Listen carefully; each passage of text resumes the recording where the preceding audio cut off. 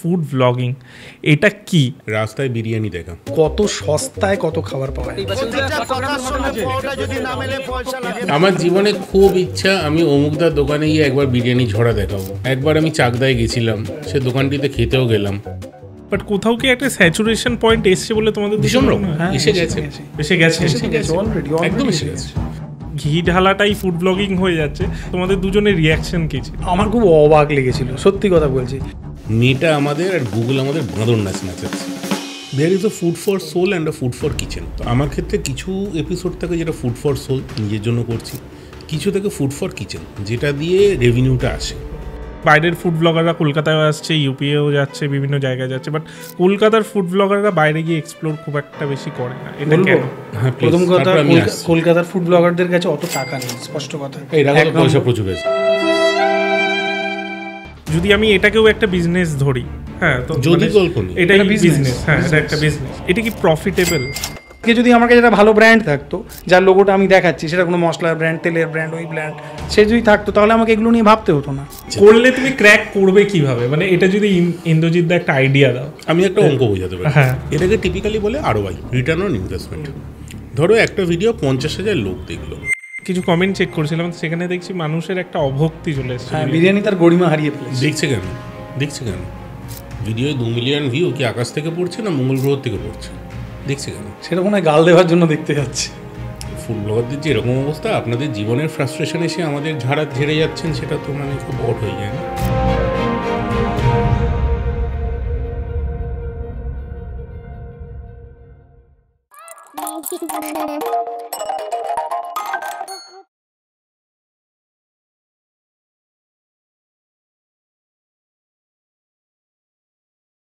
নমস্কার, ইউটিএসের নতুন একটি ফরম্যাটে আপনাদের স্বাগত।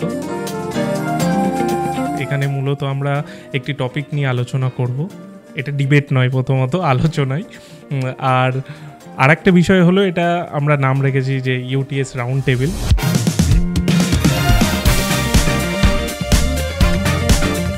আজকের টপিক বা আজকের সাবজেক্ট আমরা বলতে পারি ফুড ব্লগ। ফুড ব্লগের দুজন মহারথী আমার সামনে আজকে আছেন।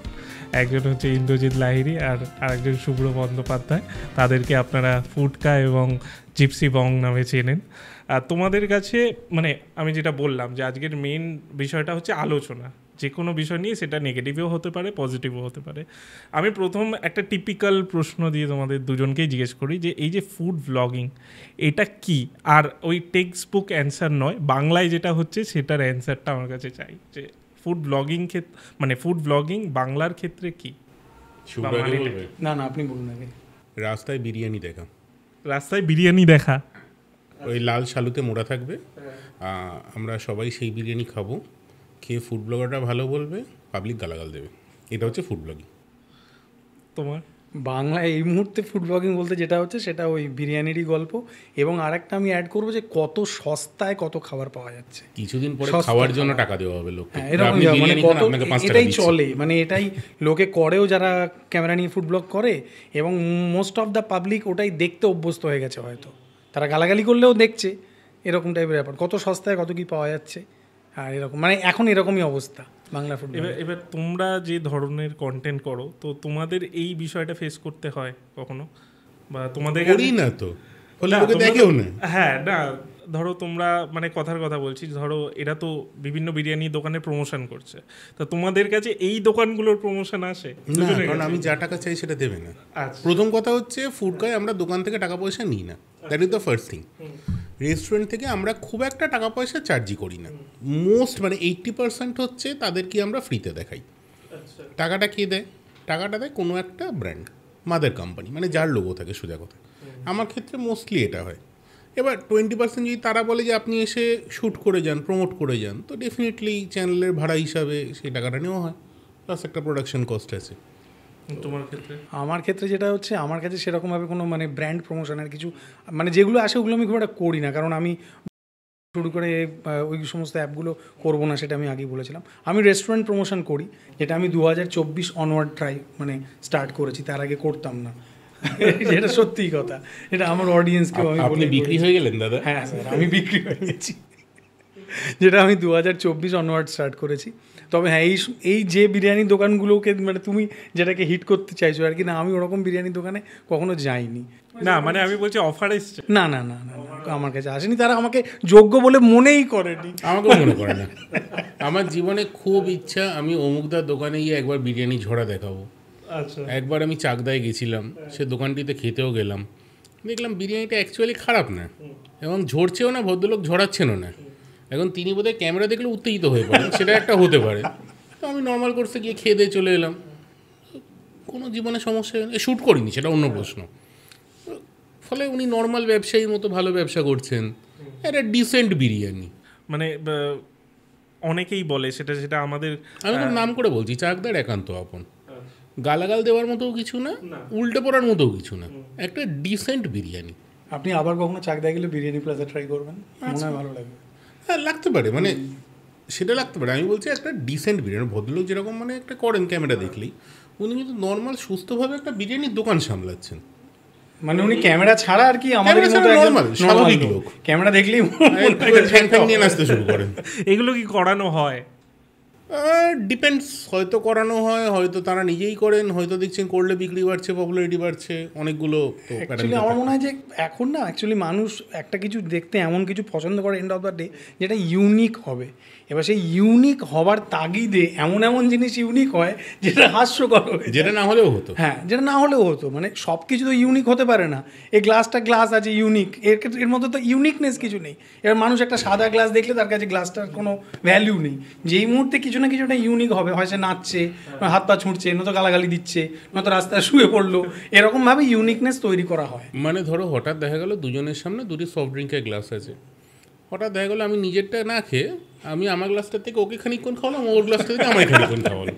এটা হচ্ছে ইউনিকনেস, এরকম কেস আর কি। এবার লোকে দেখে হয়তো এইগুলো, কি বলবেন তাতে? এই যে আমি ভেবেছিলাম পজিটিভ দিকে ঢুকবো, বাট এটা নিয়ে না, আমি এটা আলোচনা আজকে আপনাকে মানে একদম ফ্রি হ্যান্ড দেওয়া হচ্ছে, আপনি যা ইচ্ছে বলুন। তো এবার বিষয়টা হচ্ছে, ধরো আমরা দেখছি একটা দোকানে প্রমোশন হচ্ছে বা চিল্লামিল্লি করছে, যা করছে, তারপর ধরো এই লোকে গালাগালিও দিচ্ছে, তারপরেও তো তাদের সেল প্রচুর। মানে মানুষ যখন দেখছে, মানে গালাগালি দিচ্ছে, তাহলে ওদের দোকানে যাচ্ছে কে? মানে এটা তোমাদের কি মনে হয়? দেখো, মানুষ সেই দোকানেই খেতে যাবে যার খাবারটা মোটামুটি ডিসেন্ট পয়সায় পদের খাবার দেয়। খুব অখাদ্য হলেও যাবে না, ভয়ঙ্কর বেশি দাম হলেও যাবে না, রেগুলারলি যাবে না, আই শুড সে। ফলে নিশ্চয়ই তাদের খাবার কোনো একটা জায়গায় কিছু একটা কোয়ালিটি আছে, না হলে হাইপ একটা সময় অবধি থাকে, তারপরে তো থাকে না। মানে সেটা আমরা প্যান ইন্ডিয়া ধরো বাবা কি ধাবায় দেখেছি, বাদাম কাবুতে দেখেছি, আরও মানে প্রচুর জায়গায় দেখা গেছে। রেগুলার কাস্টমার বা রিপিট কাস্টমার পেতে গেলে খাবারের একটা কোয়ালিটি আর একটা ঠিকঠাক ডিসেন্ট থাকতেই হবে। মানে যে দামে যা, এখন যদি ধরো 100 টাকার কোয়ালিটি 100 টাকার মতো হতে হবে। মানে 100 টাকায় তো সে লোকটা একটা দাদা বৌদি স্ট্যান্ডার্ড বা ডিবাবি স্ট্যান্ডার্ড দিতে পারবে না, বা আরসালানের স্ট্যান্ড, আরসালানে উৎকট দাম করে দিচ্ছে যাকে, কিন্তু সেটা তো দিতে পারবে না। আবার ওরকম দাম নিয়ে কেউ যদি খুব অখাদ্য দেয় তাহলেও লোকে খাবে না, দুটোই আছে। তোমরা যখন শুরু করলে দুজনই, একটা মানে তোমাদের দুজনেরই ফরম্যাটটা অনেকটা আমি দেখেছি শোয়ের মতো, ওটা তোমরা সবসময় এখনও মেনটেন করে চলছো। তো হঠাৎ করে যখন দেখলে যে এই ঘি ঢালাটাই ফুড ব্লগিং হয়ে যাচ্ছে, সেখানে সেই সময়ের কথা বলছি, যে তোমাদের দুজনের রিয়াকশন কী ছিল? এইটা শুভ্রাকে বলবে, আমি বললি ঝগড়া লেগে যাবে, শুভ্রাকে বলবে। আমার খুব অবাক লেগেছিল, সত্যি কথা বলছি। কারণ আমি যখন শুরু করলাম 2019, ইন্দ্রজিৎ দা মানে এই ইউটিউব ফরম্যাটটায় আমার সিনিয়র, এবং তারও আগে যখন ব্লগিং ছিল তখনও অনেক সিনিয়র। মানে ইন্দ্রজিৎ দাকে আমি গুরু মানি, এরকম একটা ব্যাপার। সত্যি কথা, আমার খুব অবাক লেগেছিল, কারণ ফুড ব্লগিংটা ব্যাক ইয়ার 2019, 20, 21 এরকমটা ছিল না। যারা এইরকমই ঝরে ঝরে পড়ছে বা করছে, তাদের মধ্যে অনেকেই কিন্তু নতুন নতুন জায়গায় যেত, খাবার দাবার দেখাতো, সেটা বিরিয়ানি হলেও দেখাতো, কিছু হতো, মানে একটা দুটো তিনটে দোকান সেন্ট্রিক ব্যাপারটা হয়ে যায়নি। এবং এই অদ্ভুত কোথাও ভ্যা করে কেউ ছাগল ডাকছে, কোথাও কেউ ঝরে ঝরে পড়ছে, হয়নি। কোথাও কেউ পরোটা ভয়ঙ্কর রকম পেটাচ্ছে, কার ফেস ভ্যালু বেড়ে যাচ্ছে, এই জিনিসটা হয়নি। আমার এটাকে আটার পাগলামও মনে হয়েছিল। আমার মনে হয় যে এটা মনে হচ্ছিল যে এই ফুড ব্লগটার ভেতরে কোথাও না কোথাও সমাজটা পচে যাচ্ছে, এটা আমার মনে হচ্ছিল। এটা আমার মনে হয় এখনো, মানে আমি একদমই কানেক্ট করতে পারি না, আমার বিরক্ত হয় এগুলো দেখলে। এবার ইন্দ্রজিৎ, আমার খুব মজা লাগে ভাই, এটা ডিস্টোপিয়ান ওয়ার্ল্ড। যে ম্যাট্রিক্স সিনেমায় ছিল না, আমরা এমন একটা পৃথিবীতে আছি যেখানে ওরা সিস্টেম আমাদের বাঁদর নাচ নাচাচ্ছে, এখানে এক্স্যাক্টলি তাই হচ্ছে। মেটা আমাদের আর গুগল আমাদের বাঁদর নাচ নাচাচ্ছে। চোখের সামনে যা দেখছি তারা দেখতে বাধ্য হচ্ছি, ক্রিঞ্জ দেখতে বাধ্য হচ্ছি, ফলে দেখছি। আর জীবনে এমনি লোকের জীবনে প্রচুর চাপ, ফালতু আর একটা ভদ্রস্থ জ্ঞান শুনে কী হবে? এবার বলছি, একটা মোটামুটো দামড়া মতো লোক পাকা চুল নিয়ে ঘুরে বেড়াচ্ছে, জ্ঞান দিচ্ছে, সে শুনে কী হবে? তার থেকে দেখি 4টে খাসির ঠ্যাং নিয়ে নাচছে, মেক্স মোর সেন্স। তোমার ইচ্ছা করে না যে এরকম আমি নাচতে হলে এই বয়সে খাসির ঠ্যাং নিয়ে নাচবো না, নাচার ঠ্যাং আমার জীবনে অনেক আছে। ও বাপরে বাপ। আমরা একটা শো করেছিলাম, তুমি দেখেছিলে, সেইখানে ওরা এসেছিল, ওখানে আমায় ডাকতে হতো, এই অর্পণের জায়গায় আমায় ডাকতে হতো। আচ্ছা, চিবিয়ে খেতাম। কাকে? ঝিলাম দিকে? হ্যাঁ, ঝিলাম আর অপূর্বকে। ঝিলাম দিয়ে কিন্তু শুনবে, আমি কিন্তু পাঠাবো এই পোর্শন। আমি ক্লিপটা কেটে ঝিলামকে পাঠাচ্ছি। যাই হোক, তুমি ওটা দেখেছো? হ্যাঁ। আমি ফার্স্টে জিজ্ঞেস করি কেমন লাগলো ওটা? খুব ভালো, খুব ভালোও লেগেছে, অ্যাভারেজও লেগেছে। কারণ যাকে রোস্টিং হচ্ছে সে নিজেকে বলছে ভাই আয় রোস্ট করে যা, একদম আবাইল মুজেমার টাইপস কেস। সে বেচারা কিছু বললোই না, তারা দুজন, যেখানে মানে 50টা বলার জিনিস ছিল। আমি ভাবছি হাত কামড়াচ্ছিস, ব্যাড মিস, লোকটা বল ছেড়ে দিল, এইসব করছি আর কি। ওরা, আমি যেহেতু ওরা এসছে, ওদের বিষয়টাই বলি, যেটা আমার ইয়ের ক্ষেত্রে মনে হয়েছে, আমার রঞ্জিতের ক্ষেত্রে, সেটাই আমি তোমাকে জিজ্ঞেস করছি। ও কোথাও অ্যালগোরিদমের ফাঁসে ফেসে গেছে, মানে ও দেখছে যে উজ্জ্বলদার বিষয়, আবার আমি এখানে তুলছি নামটা, যাই হোক, ওনার তুললে কিছু ক্ষতি নেই, ভদ্রলোক হয়তো নিজের মতো করে ভালোই ব্যবসা করছে, হ্যাঁ, ইটস অ্যাবসলিউটলি ফাইন। ওনাকে দেখালেই ভিউ আসে, তারপর ও ওটাকেই মেনটেন করে গেছে, আর কোনো দোকানে এক্সপ্লোর করেনি। এই প্রেশারটা তোমাদের ক্ষেত্রেও কতটা থাকে, অ্যালগোরিদমের প্রেশারটা? দেখো, আমার ক্ষেত্রে আমি বলতে পারি খানিকটা প্রেশার থাকে, থাকে না বলবো না, সেটা মিথ্যে বলা হবে। আমি চেষ্টা করি খানিকটা মিক্স আপ করতে, মানে ধরো দুটো, there is a food for soul and a food for kitchen. তো আমার ক্ষেত্রে কিছু এপিসোড থাকে যেটা ফুড ফর সোল, নিজের জন্য করছি, কিছু থাকে ফুড ফর কিচেন, যেটা দিয়ে রেভিনিউটা আসে। তো সেটাকে আমি মিক্স আপ করাটা খুব পছন্দ করি পার্সোনালি। আর তোমার ক্ষেত্রে? আমার ক্ষেত্রে ওই কিছুটা মিক্স আপ টাইপেরই ব্যাপার। যেমন আমি বলি, যেমন মানুষ নর্থ কলকাতার ভিডিও দেখতে খাবারের পছন্দ করেন, ডেকার্স লেন ক্লিশে হয়ে গেলেও ডেকার্স লেনের একটা মানে মার্কেট ভ্যালু আছে, লোকজন দেখে। এই যে বিবিডি বাগ অঞ্চলের ডালহৌসিতে এত স্ট্রিট ফুড আছে, লোকজন দেখতে পছন্দ করে, আমি সেগুলোও করি, আবার আমি রেস্টুরেন্টেরও করি। এইরকম মানে আমি এক্সপ্লোর করাচ্ছি। আবার আমি এমন খাবার যেগুলোর সাথে বাঙালি রিলেট করে সেরকম, যেগুলো কলকাতার বাইরে, সেগুলোও করার চেষ্টা করি, সেগুলো করতে আমার ভালো লাগে বেশি। এই যে আমরা যখন দেখি যে ধরো, বা ওদের ক্ষেত্রে আমি দেখছিলাম যে ভিউ আসছে না, একটা টেনশন হচ্ছে, আমি একই কথা বলছি বাট অন্য পার্সপেক্টিভে, যে আমি আবার যাই ওইখানটা। এবার তোমরা যেটা বলছো যে আমি এটা দিলাম, তারপর 4-5টা, বা আমি কথার কথা বলছি 10টা দিলাম, তারপর আমি এখানে আসলাম। অ্যাকচুয়ালি ব্যাপারটা কি জানো তো, আমি একটু বলছি। অ্যাকচুয়ালি ফুড ব্লগিং বা এই জিনিসটা, ব্লগিং, এই জিনিসটা ফুড ব্লগিং, ট্রাভেল ব্লগিং, এটা একটা ক্রাফট, যেমন অভিনয় একটা ক্রাফট। তো সেই ক্রাফটটাকে জানতে হয়, হয় তুমি জেনে আসছো ক্রাফটটায়, আর নয়তো তুমি কাজ করতে করতে জানছো ব্যাপারটা, ঠিক আছে? তো এবার সেটা তুমি আয়ত্ত করলে। এই যারাই একটা দুটো দোকানেই পড়ে আসছে, তারা কোনোভাবে ক্রাফটটাকে আয়ত্ত করছে না। তাদের মাথায় ভাইরাল কথাটা ঢুকে গেছে, যে কোন স্পটটা ভাইরাল, কোথায় গেলে ট্রাফিক আসবে, মানে পাবলিক ট্রাফিক, মানে ইন দ্য সেন্স পাবলিক আসবে, ভিউজ আসবে আর কি, কোথায় গেলে ট্রাফিক আসবে। কিন্তু ফুড ব্লগিং বা যে কোনো ক্রাফট সেটা তো নয়। তুমি একটা, আমার যেমন হিন্দি সিনেমা কিছু আগে পার্টিকুলার প্যারামিটার ছিল, এগুলো হলে সিনেমা সুপারহিট হবেই হবে, ঠিক আছে? ফুড ব্লগিং ব্যাপারটা ওই রকম দিকে চলে যাচ্ছে, কিন্তু তাদের ক্রাফটটাই তো জানতে হবে ব্যাপারটা, মানে কিছুটা হলেও জানতে হবে। এখানে আমার একটা প্রশ্ন আছে, একটা বেসিক প্রশ্ন উত্তর করা দরকার, যে আমি কেন জিনিসটা করছি, একদম ইন দ্য ফার্স্ট প্লেস। একদম উত্তর হতে পারে আমি পপুলার হওয়ার জন্য করছি, যেমন দীপ্তর একটি ছেলেকে বলেই যে আমি মিস্টার ফেমাস হতে চাই, ব্যাটম্যানের যেমন রবিন, রঙের হচ্ছে আমি ফেমাস হতে চাই। আচ্ছা, দ্বিতীয় কারণ হতে পারে যে আমি পপুলার হতে চাই, পপুলারটা প্রথম। দ্বিতীয় কারণ হতে পারে আমি ফ্রি ফুড চাই, সেটাও হতে পারে, সেটা খুব দোষের কিছু একটা না। তৃতীয় কারণ হতে পারে আমি টাকা রোজগার করতে চাই। চতুর্থ কারণ সমাজসেবা করতে চাই। পঞ্চম কারণ অন্য কিছু হতে পারে, নিজের জন্য বানাতে চাই, বা একটা স্লাইস অফ টাইম তাকে ডকুমেন্ট করতে চাই। কী করতে চাই that needs to be clear. এর কোনোটাই খারাপ না, বা সবকটাই কোনো না কোনো পার্সপেক্টিভে খারাপ না।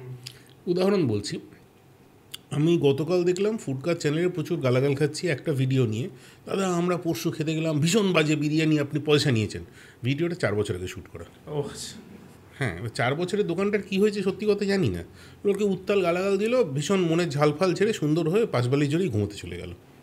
সেটা আই থিঙ্ক ওরকম, এটা হ্যাঁ 2-3 বছর আগের ভিডিওতে। হ্যাঁ, আমি কমেন্টে কখনো রিপ্লাই দিই, আরে দাদা এটা 2 বছর আগের ভিডিও, আমি তো জানি না 2 বছরের মধ্যে কী হয়েছে না হয়েছে। না, আপনার একটা দায়িত্ব আছে, ঠিক আছে ভাই, ঘুমিয়ে পড়ো। So this is it. এবার ধরো আমি তোমার আগের ভিডিওর কথাতেই বলছি, রঞ্জিত কিন্তু তারপরে 2-3টে অন্যরকম ভিডিও চেষ্টা করেছে উজ্জ্বলদা ছাড়া, যেগুলো ভিউজ আসেনি। তাহলে ছেলেটি করবে কি? কেউ তো গিয়ে তার বাড়িতে সংসারটা চালিয়ে দিয়ে আসছে না, তাহলে সে করবে কি? আবার ব্যাক টু উজ্জ্বলদা, কিছু করার নেই এটা নিয়ে। আচ্ছা, এবার তোমাদের শুরুর ফেজে একটু আসি আমি। যখন তোমরা শুরু করলে, বিশেষ করে সুব্রতদা, তুমি যখন শুরু করলে তখন এই যে দোকানে গিয়ে তোমাকে পে করে খেতে হতো, তো সেই এখনো পে করে খাই ভাই। হ্যাঁ, আমি বলছি এখন তাও অনেক জায়গায় তোমায় টাকাই নেই না, রাখো তো গল্প, যত ফালতু গল্প সব রাখো তো। এখন তো মানুষ চেনে, একটা সুবিধা হয়ে গেছে, দোকানদারের বউ চেনে, ফালতু সব কথা। দোকানদারের বউ রাখো তো, সব জানা আছে আমার। এনার সাথে আমাকে বসালেনি না, আমার রোস্ট করেন, আমাদের আলাদা আলাদা বসাবেন। আচ্ছা, যেই কথাই ছিল যে এই যে শুরুর দিকে তোমরা যেতে পে করে খেতে, এখন মানুষ চেনে, কারণ তখন তো বলতে হতো এরকম ফুড ব্লগ করছি, এই করছি। এই চ্যালেঞ্জটা কেমন ছিল? মানে তখন কি দোকানদার এরকম হয়েছে যে তাড়িয়ে দিত? এটা আমি শুরু করছি কারণ আমি যেহেতু শুভ্রর আগের থেকে শুরু করেছি, মানে শুভ্র যখন শুরু করেছে অনেস্টলি ফুড ব্লগিং ব্যাপারটা খায় না মাথায় আমাকে লোকে জেনে গেছে। হ্যাঁ, যখন আমরা প্রথম শুরু করি দুটো জিনিস ছিল। এক হচ্ছে আমার সঙ্গে যে ভদ্রলোক ছিলেন তার নাম মীর আফসার আলী।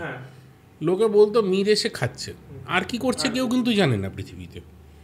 ফলে সেই চ্যালেঞ্জটা হয়তো ফেস করতে হয়নি। 17 যেহেতু শুরু হয়েছিল, গ্র্যাজুয়ালি লোকে বুঝলো যে হ্যাঁ এরা দুটো লোক গিয়ে খাচ্ছে, খাবারের কিছু গল্প বলছে, কেমন খেতে বলছে, এই হচ্ছে, এই বস্তুটাকে ফুড ব্লগিং বলে।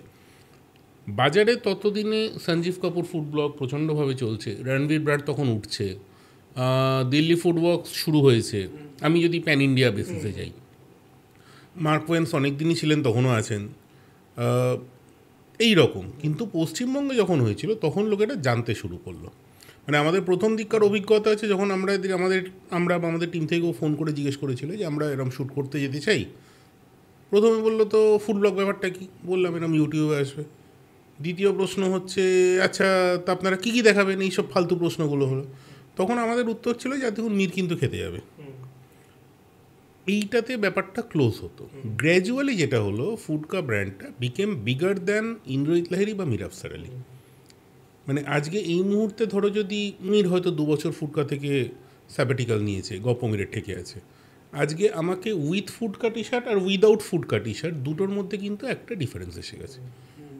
সেক্ষেত্রে তখন ওই ফুড ব্লগিংটা ওই রকম ছিল, লোকে জানতো না যে খায় না মাথায় না। ধরো পডকাস্ট, আজকে আমার ক্ষেত্রে 4 বছর আগে লোকে কিন্তু জানতো না এই 3টে লোক বসে ভাঁট বকছে কেন শুনবে, লিটারেলি। কিন্তু তখন রণবীর আলাহাবাদিয়া প্রাইমে দৌড়চ্ছে, যেহেতু আমি ওটা খুব দেখি। বা বাংলার ক্ষেত্রে আমার ক্ষেত্রেও হয়েছে, মানে আমাকে লোককে বোঝাতে হয়েছে, কারণ আমি ওই শুরুর দিকে ছিলাম। বা জো রেগান একদম তখন দৌড়চ্ছে, মানে জো রেগানকে ইনফ্যাক্ট রণবীর আলাহাবাদিয়া ফলো করতো, তো তাকে জো রেগান তখন দৌড়াচ্ছে। কিন্তু আমাদের কারণ তো সব কিছু একটু দেরিতে আসে, তো ফলে এটা ইচ্ছা। আর তোমার ক্ষেত্রে ব্যাপারটা, তোমার ক্ষেত্রে নয় মানুষ জানতো, কিন্তু তোমাকে তো তখন জানতো না। দিনায়াল অনেক ফেস করেছে, এখনো অনেক সময় ফেস করে। হ্যাঁ, মাঝে মাঝে কেউ বললো তো করতে দেবো না, ইন্দ্রজিৎ না বলছে সত্যি কথা বলে করতে দেবো না। আমি অ্যাকচুয়ালি ফোন করতাম যেগুলো জায়গাগুলো, এবার যেতাম গিয়ে বলতাম যে আমি এরকম খাওয়াটা নিয়ে একটু ভিডিও করতে চাই, তো আপনি কি অ্যালাউ করবেন? তো তখন ওই ফ্রি খাওয়া এই ব্যাপারগুলো মাথায় আসেনি লোকজনের। কেউ বলতো করবো, কেউ বলছে না আমাদের এখানে সব ভিডিও টিডিও হবে না। এবার আমি আবার একটু কিচেন শট, একটু ফুড শট দেখাতে পছন্দ করতাম। মানে আমার মনে হয় যে আমি কোথাও বসে বসে খাচ্ছি, একটা ভিডিওকে আকর্ষণীয় করার জন্য যে ব্যাপারগুলো লাগে, যেমন ইন্দ্রজিৎদা এত পার্সোনালিটি এবং খাবার সম্পর্কে জ্ঞান, ইন্দ্রজিৎদা খাবারের সম্পর্কে কোনো গল্প বললেও লোকে শুনবে। আমি যদি 2019-এ কোনো খাবার সম্পর্কে গল্প বলতাম, লোকে আমাকে বলতো আমরা দেখে নিয়েছি ও সমস্ত ফুডকাতে, আমরা এই সমস্ত গল্প শুনতে চাই না, ঠিক আছে, কত দাম কি পাওয়া যাচ্ছে সেইটা আমাদেরকে বলো। এরকম ডিনায়াল আমিও ফেস করেছি অনেক, এখনও হয় মাঝে মাঝে। এরকম নয় যে আমাকে খুব এটা চিনে গেছে। কিন্তু নর্মাল, মানে এটা এটা ধরো হয়। আমাদেরও বেশ কিছু জায়গায় ফেস করতে হয়েছে এখনো, যে তারা বলেছে আমি ইউটিউবে শুটফুট করতে দেবো না। প্রাইম এক্সাম্পল হচ্ছে Calcutta coffee house, sorry Indian coffee house, ওরা তো দেয় কলেজ না। স্ট্রিটে দেয় না, ওরা আমরা খুব গিয়ে অদ্ভুত। চুপচাপ মোবাইলে তাও শুট করে আপনারা চলেছিলাম, করেছিলেন? মোবাইলে শুট করে চলেছিলাম, রাখো তো। ওরা দেয় না। এই আমি পরে রিসেন্টলি অবজেকশন আমি একটু হ্যাঁ, কাটছি, sorry, পরে sorry. পরে অবজেকশন করেনি বা দেখে বা কিছু। আমি যদি ইন্ডিয়ান লিগ্যাল সিস্টেমে যাই আইপিসিতে, যদি কোথাও লেখা না থাকে আমি সব করতে পারি শালীনতার মধ্যে থেকে। অবভিয়াসলি আমি টপলেস হয়ে সেখানে শ্যুট করবো না, কিন্তু শালীনতার মধ্যে থেকে আইপিসিতে কেউ আমাকে আটকাতে পারে না। তুমি এই ধরো 4 বছর আগে আমি একটা দোকানে গেছিলাম, তারা আমাকে তখন ভিডিও করতে দেয়নি। রিসেন্ট আমি 3-4 দিন আগে গেলাম, দিল। এখন হয়তো আমি একটু পরিচিত মুখ, ওই জন্য দিল, মানে ওই আর কি, ওই একটুই দাদা, আমি একটু পরিচিত মুখ। আমি তো ও যখন আমাকে ডাকছিল এলাম যে আমাকে কেন ডাকছে, আমি তো খুব একটা চেনা পরিচিত কেউ নই। না, আমি কিন্তু দাদার ভিডিও অনেক আগে থেকে দেখি। এরকম বলতে হয়। আমার না মা খালি অনেস্টলি, তো এটা মানে আমার ফিল হয়েছে যে তোমার ভিডিওর মধ্যে একটা সুইটনেস আছে। আমি জানি না, আর আমি তো এমনি sweet একদম। লোক। একটা সুইটনেস বলেছিলাম না মহিলা ফ্যান বেস। না, আমি তখন সেই সময় দেখতাম, আমি তখনের কথা বলছি, তখনের আগে ফুটকা দেখতাম, দাদার দেখতাম, আর একটা হচ্ছে ওই আমি প্রথম যাকে আনলাম 100 অ্যান্ড অ্যাবাভ, ওই দীপদা, এই 3 জনের দেখতাম। তারপর তো ওই অর্পণ দেখছিলাম ইউটিউবে, হ্যাঁ ভালো করছিল, তাও হঠাৎ করে ফেসবুকে চলে গেল, যা হচ্ছে। তাও দেখি নতুনত্ব চেষ্টা করে। বাট এই যে না বলাটা, মানে এখনো অনেকে না বলে দেয় বিভিন্ন রেস্টুরেন্ট, তার কি কারণ এই ফেসবুকে যেটা ঘটছে সেটাই? তার কারণ অনেকটা হচ্ছে, 1 নম্বর কারণ হতে পারে ফেসবুকে বলবো না, সোশ্যাল মিডিয়ার কিছু ক্রিয়েটারের নোংরামো। হ্যাঁ, এটা তো অবশ্যই। মানে কেউ বিরিয়ানি কাটছে, এখন আমি বিরিয়ানি দেখাবো না তাকে দেখাবো না তার কিছু বিশেষ অঙ্গ প্রত্যঙ্গ দেখাবো, সেটার জন্য তো হতে পারে। 2 হতে পারে সে তার নিজের প্রোডাক্ট নিয়েই কনফিডেন্ট নয়, যে আমি কি বানাচ্ছি। মানে কিচেনে ধরো যদি শুভ্র গেল, সাপ দেখবে না ব্যাং দেখবে ও নিজেও জানে না, না জানি না। তো সেটা একটা কারণ হতে পারে। তাছাড়া ফ্রিতে প্রমোশন পেলে কেউ নেবে না, মানে এমন 4 অক্ষর পৃথিবীতে খুব বেশি আছে বলে তো আমি জানি না। হ্যাঁ, এখন অ্যাকচুয়ালি কিছু দোকান একটু বিরক্ত, যে ধরনের ফুড ব্লগটা হচ্ছে বিরক্ত। কিছু দোকান বিরক্ত, এটা সত্যিই কথা। এবার আবার কিছু দোকানের হয়তো মনে হয় যে সে ডিজিটাল প্ল্যাটফর্মে আসতে চায় না, কিন্তু আজকাল এরকম লোক খুব কম আছে। বিরক্ত বাদ দিলে, মানে আমি কোথাও গিয়ে বলছি আমি ভিডিও করব, কিচ্ছু দিতে হবে না, খাবারটারও আমি পয়সা দিয়ে যাবো, তাতে লোকে রাজি হয়, কারণ সে এখন বুঝতে পারছে যে তার প্রমোশন হলে তার কোনো ক্ষতি নেই। নেই। হ্যাঁ, কিন্তু কিছু লোককে দেখে বিরক্ত, ধরো কিছু restaurant generally food blog allow করে না, কিন্তু আমরা গেলে অ্যালাউ করে, কারণ জানে যে আমরা খুব একটা গন্ডগোল কিছু করবো না, বলে দেখাবো যে এটা দেখাচ্ছি এটা দেখাচ্ছি না। এইটা আগে এক্সপেকটেশনটা ক্লিয়ার হয়ে গেলে ভালো হয়। আর ধরো কোনো জায়গায়, এটা জাস্ট আমি জিজ্ঞেস করছি যে কোনো জায়গায় গেছো বাজে বলেছো, সেই ক্ষেত্রে মানে কোনো ফুডকায় আমরা খুব একটা বাজে বলি না। কেন বলি না? প্রথম হচ্ছে খাবারটা না খুব মানে হিউম্যান সেন্ট্রিক কাজ, একদিন বাজে হতে পারে, ফলে আমরা চেষ্টা করি বাজে না বলতে, কারণ আমাদের ওই একদিন বাজে বলে হিরোগিরির জন্য তার ব্যবসাটা ক্ষতিগ্রস্ত হতে পারে, এটা আমরা দেখেছি। 2, এবার একটা প্রশ্ন তুমি করতেই পারো, যেটা আমায় সবাই করে, হয়তো তুমিও করতে, যে যদি সেটা পেড অ্যাসাইনমেন্ট হয় তাহলে কী করবো? পেড অ্যাসাইনমেন্টেও না 5টা যদি খাবার আসে, সবকটা বাজে বা সবকটা ভালো হয় না, সত্যি মানে পৃথিবীতে আজ অব্দি হয়নি। ধরো 3টে ভালো 2টো বাজে, আমরা চেষ্টা করি অন প্রিন্সিপাল ওই 3টেকে নিয়েই কথা বলতে, 2টোকে আমরা এড়িয়ে যাই। ইভেন একই খাবার প্রত্যেকদিন একই রকম টেস্ট হবে সেরকমটা হয় না, খুব রেয়ার। এটা বিশ্বের বড় বড় শেফেরা বলেন খুব রেয়ার। এবার আজকাল ওই যে ওই অনেস্ট রিভিউ বা আমি ক্রিটিক্যালি অনেস্ট রিভিউ মানে গালাগাল, হ্যাঁ ওই আর কি, ওই যে ওটা ইয়েতে বলছি, এই যে যেটা ইন্দ্রজিৎ বললো, ওই একই কথা, কিন্তু মানে সব খাবার যে দুর্দান্ত টেস্ট প্রত্যেক দিন হবে তা না। এবার কোনটা কেমন লাগলো সেটাকে বলার মধ্যেও একটা ব্যাপার আছে। এবার অনেক মানুষজন সেটা বুঝতে পারেন না, আবার অনেক মানুষজন চান যে কোথাও গিয়ে একটা ঝামেলাঝাঁটি হচ্ছে সেটা দেখতে আমি পছন্দ করছি, এরকমটা অনেকে চান। যেমন কোথাও গিয়ে আমি একটু মিষ্টি চা খেলাম, আমি দুভাবে বলতে পারি যে এটা চা না শরবত, আর এভাবে বলতে পারি যে সকাল সকাল এরকম মিষ্টি চা খেলে মুখ মিষ্টি থাকবে, সবার সাথে মিষ্টি মিষ্টি কথা বলবো। এবারে আপনার উইট আপনি বুঝবেন যে চাটা কীরকম ছিল, আমি এরকম বলতে পছন্দ। আমি হয়তো 3 নম্বর বলবো, দেখুন এখানে কিন্তু চায় অন অ্যান অ্যাভারেজ 3 চামচ চিনি দেওয়া হয়। এবার আপনার বুদ্ধি, আপনাকে কি করবেন না করবেন, এইটুকু উইট তো দর্শক অনেক রকম ভাবে বলা যায়। সেটাই আর একটা জিনিস আমরা ফুড ব্লগের ক্ষেত্রে বাংলার ক্ষেত্রে দেখছি, আমি রিসেন্ট না, তুমি অনেক দিন ধরেই ট্রাই করছো সেটা দেখছি কোথাও কলকাতা কেন্দ্রিক বা এই বাংলা কেন্দ্রিকই হয়ে যাচ্ছে, মানে বাইরে গিয়ে, মানে আমরা দেখি বাইরের ফুড ব্লগাররা কলকাতায় আসছে, ইউপিএও যাচ্ছে, বিভিন্ন জায়গায় যাচ্ছে, বাট কলকাতার ফুড ব্লগাররা বাইরে গিয়ে এক্সপ্লোর খুব একটা বেশি করে না। এটা কেন? প্রথম কথা, কলকাতার ফুড ব্লগারদের কাছে অত টাকা নেই, স্পষ্ট কথা। পয়সা প্রচুর আছে না, আর 2 নম্বর কথা হচ্ছে দর্শকের একটা ব্যাপার আছে। বাঙালি খাবার, মানে বাঙালি না, তার সে রিলেট করতে পারে এমন খাবারের জিনিসই দেখে। আমি লখনৌ গিয়ে খেতে পাচ্ছি না, আমি কেন গিয়ে লখনৌর ওয়াহিদের বিরিয়ানিটা দেখবো? এরকম কিন্তু অনেক মানুষের সংখ্যা বেশি। আচ্ছা, মানুষ বাঙালি যেখানে বেড়াতে যায়, তুমি জয়সলমীর যাবে, দাদা পোস্ত আছে, নৈনিতাল যাবে, পোস্ত ভাত বাঙালি খাবার পাবে, বাঙালি ওটার সাথেই কিন্তু করবে। খুব কম বাঙালি আছে হিমাচলে গিয়ে যে সিড্ডু খাবে, খুব কম বাঙালি আছে জয়সলমীরে গিয়ে যে ডাল বাটি চুরমা খাবে, ঠিক আছে? খুব কম বাঙালি আছে, সে বাঙালি তার কমফর্ট ফুডটা পেয়ে গেলেই খুশি। তুমি জয়সলমীরের বাইরে দেখবে না, আমি যে কোনো বড় টুরিস্ট ডেস্টিনেশনে, এই জন্য যারা বাইরে, মানে যারা ট্রাভেল ভিডিও দেখে, তারা হয়তো সেখানে গিয়ে লোকাল খাবার এক্সপ্লোর করলো, দেখলো, কিন্তু যারা এই খাবারটাই দেখতে আসছে, সে বাংলার খাবারটার সাথে রিলেট করে বেশি, এটা কথা। আর একটা কথা হচ্ছে পয়সাটা কম আছে আমাদের এখানে, এটা সত্যি কথা। আমাদের এখানে স্পন্সরশিপও সেরকমভাবে নেই, মানে ইন্দ্রজিৎ দার বাদে আমার মতো আতিপাতি চ্যানেলে আমারও তো দেখতে ইচ্ছে করে। এবার ধরো আমি আজকে লখনৌ গেলাম, ধরো 5 দিন আমি থাকবো সেখান থেকে আমি গোটা 10 কন্টেন্ট তো আনবো। গোটা 10 কন্টেন্ট মানে আমি সেইটা 1.5 মাস ধরে দেবো। ধরো আমি মাসে 6টা কি 8টা কন্টেন্ট দিই, এবার 1.5 মাস ধরে লখনৌর কন্টেন্ট লোকে দেখবে না, এটা একটা বড় রিজন। প্রথমের দিন 2টো হয়তো দেখলো, তারপরে দেখলো না, বললো দাদা সস্তায় কলকাতা স্ট্রিট ফুড। এটা আমার ক্ষেত্রে হয়েছে। আমরা রিসেন্টলি থাইল্যান্ড কভার করলাম, ব্যাংকক আর পাটায়া। ব্যাংককের প্রথম 2টো খুব চললো, তারপরে 2টো দেখলোই না একদম এরকম। এখন দেখছি তার ভিউজ উঠছে। আমরা যখন মেঘালয় শ্যুট করি, অত্যন্ত ডিটেইলে খুবই ভালো ভিডিও হয়েছিল মেঘালয় সিরিজ। আজ অব্দি ভিডিওটা চলেনি কেন? সেখানে একটা বিশেষ মাংস দেখানো হয়েছিল, লিটারালি পর্ক দেখানো হয়েছিল, সেখানে এক্সোটিক ফুড দেখানো হয়েছিল, পোকামাকড় যেগুলো, ফলে লোকে দেখলো না। এদিকে ত্রিপুরা প্রচুর চললো, কারণ সেখানে ইলিশ মাছ ছিল, আমরা যে কটা অন্যান্য স্টেটে করেছি সেখানে আমাদের এই অভিজ্ঞতা।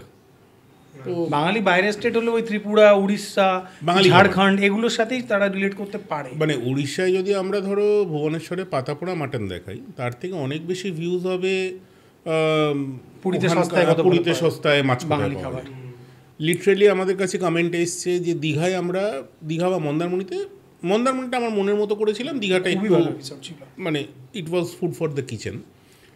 দীঘায় কমেন্ট এসছে আপনি কেন মাছ কিনে রান্না করে খাননি, আপনার কি বেশি পয়সা? So that doesn't work. মানুষ এক্সপেক্ট করে যে দীঘায় গিয়ে আমি বেড়াতে গিয়ে মাছ রান্না করে খাবো না, হ্যাঁ, কারণ আমি সেটা বাড়িতেই পেতে পারি। এবার সেটা আমার চয়েস, কিন্তু তিনি হয়তো সেটা এক্সপেক্ট করেছেন, সেটা তার চয়েস, কেউই তার ক্ষেত্রে দোষী নয়।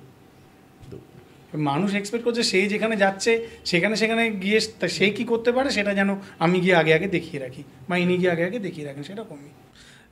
এই কথাই আমি বলি যে ধরো, মানে যেটা তুমি বললে যে বাংলায় যে কোনো ক্রিয়েটারের ক্ষেত্রে এটা একটা সমস্যা, যে পয়সা বা টাকা পয়সা। তো ফুড ব্লগিংয়ের যদি আমি এটাকেও একটা বিজনেস ধরি, হ্যাঁ, তো যদি এটা বিজনেস, হ্যাঁ, এটা একটা বিজনেস, আমাদের ক্ষেত্রেও তাই। তো এটা কি প্রফিটেবল? হ্যাঁ, আমার ক্ষেত্রে তো বটেই, আমার ক্ষেত্রেও টু সাম এক্সটেন্ট। কারণ ইউটিউব রেভিনিউ দেয় অনেস্টলি পার ভিউ কত, 8 পয়সা 9 পয়সা, 8 থেকে 10-এর মধ্যে। সোজা বাংলা ভাষায় যারা অডিয়েন্স আছেন, 1 মিলিয়ন ভিউ মানে 80,000 টাকা ঢোকে, একদম গোদা হিসাবে। এবার 1 মিলিয়ন, প্রথম কথা সব ভিডিও হয় না, সব ভিডিও কেন, কোনো ভিডিওই হয় না। 2, যদি 1 মিলিয়নও হলো 80,000 টাকার মধ্যে হয়তো 30,000 টাকার ভিডিওটা প্রোডাকশন কস্ট, তাহলে সেই টাকা দিয়ে তো সংসার চলতে পারে না, ফলে কোথাও না কোথাও ব্র্যান্ড আসবে। এবার আমার ক্ষেত্রে যেহেতু আমি বেসিক্যালি B2B সেলসের অভিজ্ঞতা আছে, আমার ক্ষেত্রে ব্র্যান্ডটা আসে বেশি, সেটা হয়তো অনেকের ক্ষেত্রে আসে না, বাট সেটাকে বুঝতে হবে কীভাবে ম্যানেজ করছে, কোথাও তো ব্র্যান্ডিং দরকার আছে। এবার ধরো তোমার কাছে স্পন্সর আসে, তাই তোমার ব্যাপারটা প্রফিটেবলের দিকে যাচ্ছে। এবার তোমার কাছে অত স্পন্সর যেটা বলছিলে আসে, আমি ওই জন্য রেস্টুরেন্ট প্রমোশন করি। আচ্ছা, যেটা আমি 2024 অনওয়ার্ড চালু করেছি, তার আগে আমিও করতাম না। আমি যে কারণে রেস্টুরেন্ট খুব কম প্রমোট করি, বেশিরভাগ ক্ষেত্রে বলি আপনাকে টাকা পয়সা দিতে হবে না, আমি গিয়ে দেখাবো, নিচে দেখো, সেটা কি পে করেই খাও না, ওটা ডিপেন্ড। দেখো আজকাল লোকে মুখ চিনে গেছে, বেশিরভাগ ক্ষেত্রে টাকা নেয় না। এখন আমাদের কাজ তাকে টাকাটা অফার করা, সেই নিল কি না নিল তার প্রবলেম, বা যেখানে হয় না টাকা দিয়েই খাই, ওকে, মানে আমার সেটা কস্ট শিটে ধরা থাকে। হ্যাঁ মানে একটা ভিডিওর প্রোডাকশন কস্ট তো আছে, একটা আমি গেলাম এলাম, ঠিক আছে, আমার সাথে যে আমার খাবার সময় ক্যামেরাটা ধরলো তার একটা পারিশ্রমিক, আমি যে খাবারটা খেলাম তার অন অ্যান অ্যাভারেজ একটা ভিডিও যেখানে আমি নিজে গিয়ে করছি সেটা করতে আজকের দিনে দাঁড়িয়ে যদি কলকাতার অ্যারাউন্ডেও হয় আমার মোটামুটি 1200 থেকে 1800 টাকার মধ্যে খরচা আছে, ঠিক আছে। আমি যদি কৃষ্ণনগরও যাই তাহলে সেই খরচাটা কিন্তু 2200 টাকা হয়ে যাচ্ছে, কারণ 90-180 কিলোমিটার আমি ট্রাভেল করবো, তাই না, তারপরে ওখানে গিয়ে খাবো দুটো দোকানে, তার টাকা আমার ক্ষেত্রে ধরো ওটা প্রায় 10 গুণ। তাহলে ওনাদের প্রোডাকশন কস্ট অনেক বেশি, 10 গুণ। আমার তো টিম নেই সেরকম। এবার সেটাকে আমি তুলবোটা কি করে? আর শুধু ওই সমাজসেবা করে যাওয়া মানে এটা হয় না, টাকা না থাকাটাই গ্লোরিফাই করে তো লাভ নেই। তাহলে চলবে কন্টেন্ট দেবে কি? আমি রিসেন্টলি কয়েকটা বাইরে মানে যেগুলোর সাথে বাঙালি, যেমন আমি জামশেদপুর গেলাম, আমি এক রাত্রি থেকেছি কিন্তু জামশেদপুরে গিয়ে আমি 3টে কন্টেন্ট এনেছি ইউটিউবের জন্য, ফেসবুকে আলাদা আলাদা করে 6টা-7টা করে আমি ছাড়বো। আমি এক রাত্রির কেন থাকলাম? কারণ দুটো লোকের থাকা যাওয়া আসা খাবারের যে কস্ট, তাতে ধরো আমার 15-16 হাজার টাকা মতো কস্ট এলো, ঠিক আছে। এবার আমি জানি যে ইউটিউবের 3টে ভিডিও থেকে আমার ওই 15-16টাই উঠে আসবে, মানে ব্যাপারটা 0-0, আমি প্রফিটে নই। কিন্তু আমি এটা যদি তার আগে ধরো আমি একটা দুটো প্রমোশন করেছি, রেস্টুরেন্ট প্রমোশন, কোনো একটা রেস্টুরেন্টের প্রমোশনের যে টাকাটা আমি নিয়েছি সেই টাকাটার থেকে আমি ওখানে ঘুরে এলাম, মানে তাতে আমার লাগলো। হ্যাঁ আমি তো তাই করি, ইদার কামাল উদার, সবারই তাই, না হলে তো ব্যবসাটা প্রফিটেবল হয় না। আজকে যদি আমার কাছে একটা ভালো ব্র্যান্ড থাকতো, যার লোগোটা আমি দেখাচ্ছি সেটা কোনো মশলার ব্র্যান্ড, তেলের ব্র্যান্ড, ওই ব্র্যান্ড, সে যদি থাকতো তাহলে আমাকে এগুলো নিয়ে ভাবতে হতো না, তাই না, তাহলে আমাকে এগুলো নিয়ে ভাবতে হতো না। এই ব্র্যান্ডিং, এই স্পন্সরশিপটার দরকার আছে। এটা আমি তোমাকে জিজ্ঞেস করি, তোমাকে, কারণ ইন্দ্রজিৎ দার কাছে আছে অলরেডি, এটা তোমার কাছেও আমি চাই ইন্দ্রজিৎ দার থেকে কিছু আসুক না। তুমি মানে ধরো তুমি করলে তুমি ক্র্যাক করবে কিভাবে, মানে এটা যদি ইন্দ্রজিৎ দা একটা আইডিয়া দাও। আমি একটা অঙ্ক বোঝাতে পারি। হ্যাঁ, এটাকে টিপিক্যালি বলে ROI, রিটার্ন অন ইনভেস্টমেন্ট। ধরো একটা ভিডিও 50,000 লোক দেখলো, সে কোনো একটা ব্র্যান্ডের জন্য। প্রথম কথা, FMCG ব্র্যান্ডগুলো আমাদের ভরসায় তার সেল হয় না, that is the first thing. আজকে যেমন ধরো আমার শেষ ভিডিওটা চিংড়ি মাছের, that was sponsored by IFB agro.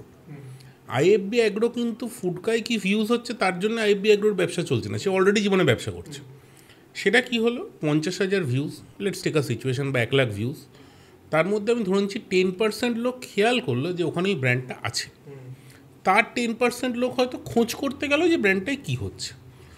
1% conversion যদি ধরি, তাহলে সে কত টাকার ব্যবসা করছে। এই ROIটা যদি আমরা কোনো ব্র্যান্ডকে দেখাতে পারি, সে পয়সা দেবে, আদারওয়াইজ দেবে না। ইটস আ থিওরি অফ, আমার ক্ষেত্রে বলছি, অ্যাটলিস্ট অন্যদের বলতে মানে 1%। এবার ধরো মানে আমি জিজ্ঞেস করছি যে ব্র্যান্ড নয় তোমার কাছে আসছে, এবার এটা কি সম্ভব যে আমরা গিয়ে ব্র্যান্ডের কাছে আমি সবসময় করি, আমি খুব নোংরাভাবে পিচ করি। আচ্ছা, তুমি নিজেই পিচ? মানে আমি বেসিক্যালি B2B সেলসম্যান। তো না, অনেকের ধারণা যে আমি পিচ করলে টাকা কমাতে হবে, এই হবে, ওর জন্য আমি জিজ্ঞেস করলাম। কেন তুমি কারুকে রেখে দাও যে তোমার ওই পিচ করবে? সিম্পল। আজকে যদি আমি ব্যাঙ্গালোর বা বম্বে বা দিল্লির কোনো ক্রিয়েটারকে দেখি, তাদের আলাদা সেলস টিম আছে, অবশ্যই তাদের ব্র্যান্ড ম্যানেজার আছে। আমি দুর্ভাগ্যবশত পশ্চিমবঙ্গে এখনও অবধি কোনো সেলস কনসালটেন্ট পাইনি, এবং মরিয়া হয়ে খুঁজে বেড়াচ্ছি। I am ready to pay a good amount. কেউ যদি দেখেন দয়া করে যোগাযোগ করবেন foodcastseries@gmail.com। কিন্তু জোকস অ্যাপার্ট, দিল্লি বা বম্বে বা ব্যাঙ্গালোর এদের ক্রিয়েটারদের অ্যাকচুয়ালি একটা সেলস টিম আছে, যারা তাদের হয়ে পিচ করে, যারা তাদের হয়ে ডিলটা ক্লোজ করে। সেটা হলেই তো কোনো অসুবিধা নেই। এটা একটা ব্যবসা, একটা সেলস উইং আছে, একটা ফাইন্যান্স উইং আছে, একটা মার্কেটিং উইং আছে। তুমি কি ট্রাই করবে? আমি ROI এর ব্যাপারটা কিন্তু রেস্টুরেন্ট প্রমোশনের ক্ষেত্রেও খুব ধরো এমনি তো ওই রেস্টুরেন্টে একটা লোক এসে আমাকে টাকা দেবে না, কেউ দেবে না। হ্যাঁ কেউ দেবে না, আমার বাবা নয় যে আমাকে টাকা দেবে বলে বসে আছে। ধরো হয়তো 5%, তার মানে যদি 50,000 ভিউ হলো, সে 250 জন লোক গিয়ে ওখানে খাবে। যদি পার অর্ডার সাইজ 400 টাকা হয়, তার মানে 1 লাখ টাকার ব্যবসা। কারণ সেই রেস্টুরেন্ট আমাকে 3 মাস পর আবার বলছে আপনি প্লিজ আসুন, আলজি আচ্ছা আবার 2 মাস পরে যাব। এমনি তো সে আমাকে ডাকছে না, ভালোবেসে তো ডাকছে না। হয় আমার কন্টেন্ট প্রেজেন্টেশনটার একটা ট্রাস্ট আছে, যে দেখছে অডিয়েন্স তার উপরে, তার এটা মনে হয় যে লোকটা খুব একটা গজা খাজা কিছু করবে না, এবং সেই জন্যই সে হয়তো সেখানটায় যাচ্ছে। বা সে না যেতে পারলেও, তখনই না যেতে পারলেও হয়তো 1 মাস পরে যাচ্ছে, বা কাউকে বলছে, এবং সেখানে সে গিয়ে বলছে যে এর ভিডিওটা দেখে আমি এসেছি। এটাই হয়। আর একটা জিনিস, বাংলায় ভালো ব্র্যান্ড আরও আসে না, কারণ বাংলার ফুড ব্লগার আমরা এক ছাতার নিচে কেউ নেই, কোনোদিনও হবে না। যেটা ইন্দ্রজিৎ করার চেষ্টা করেছিল, কোনো কিছুই একমাত্র ইন্দ্রজিৎই পারত। ফুড ব্লগ না, কোনো কমিউনিটি আমার মনে হয় না। এটা কি হয়, এটা খুব সহজ। এক ছাতার নিচে আসা মানে কি, এটা বুঝতে হবে।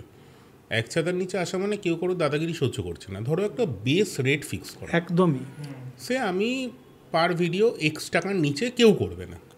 তাহলে কি হবে, ব্র্যান্ডগুলোর বেস রেটটাই কিন্তু X হয়ে যায়। আজকে হচ্ছে ধরো আমি 100 টাকা নিচ্ছি, আমার পাশের জন বললো না না ও তো আমি 60 টাকায় করে দেবো, ব্র্যান্ড আবার তার পাশের লোককে বললো হ্যাঁ 30 টাকা, কোনো চাপ নেই, তাহলে কি হলো 100 টাকাটা 30 টাকা হয়ে গেল, সিম্পল। যে কোনো কিছুতে স্পন্সরশিপের খুব প্রয়োজন। ইভেন যারা ক্রিকেট খেলে, হ্যাঁ, তাদের এই যে ব্যাট বল হাবি যাবে সেগুলো তো সবই স্পন্সর।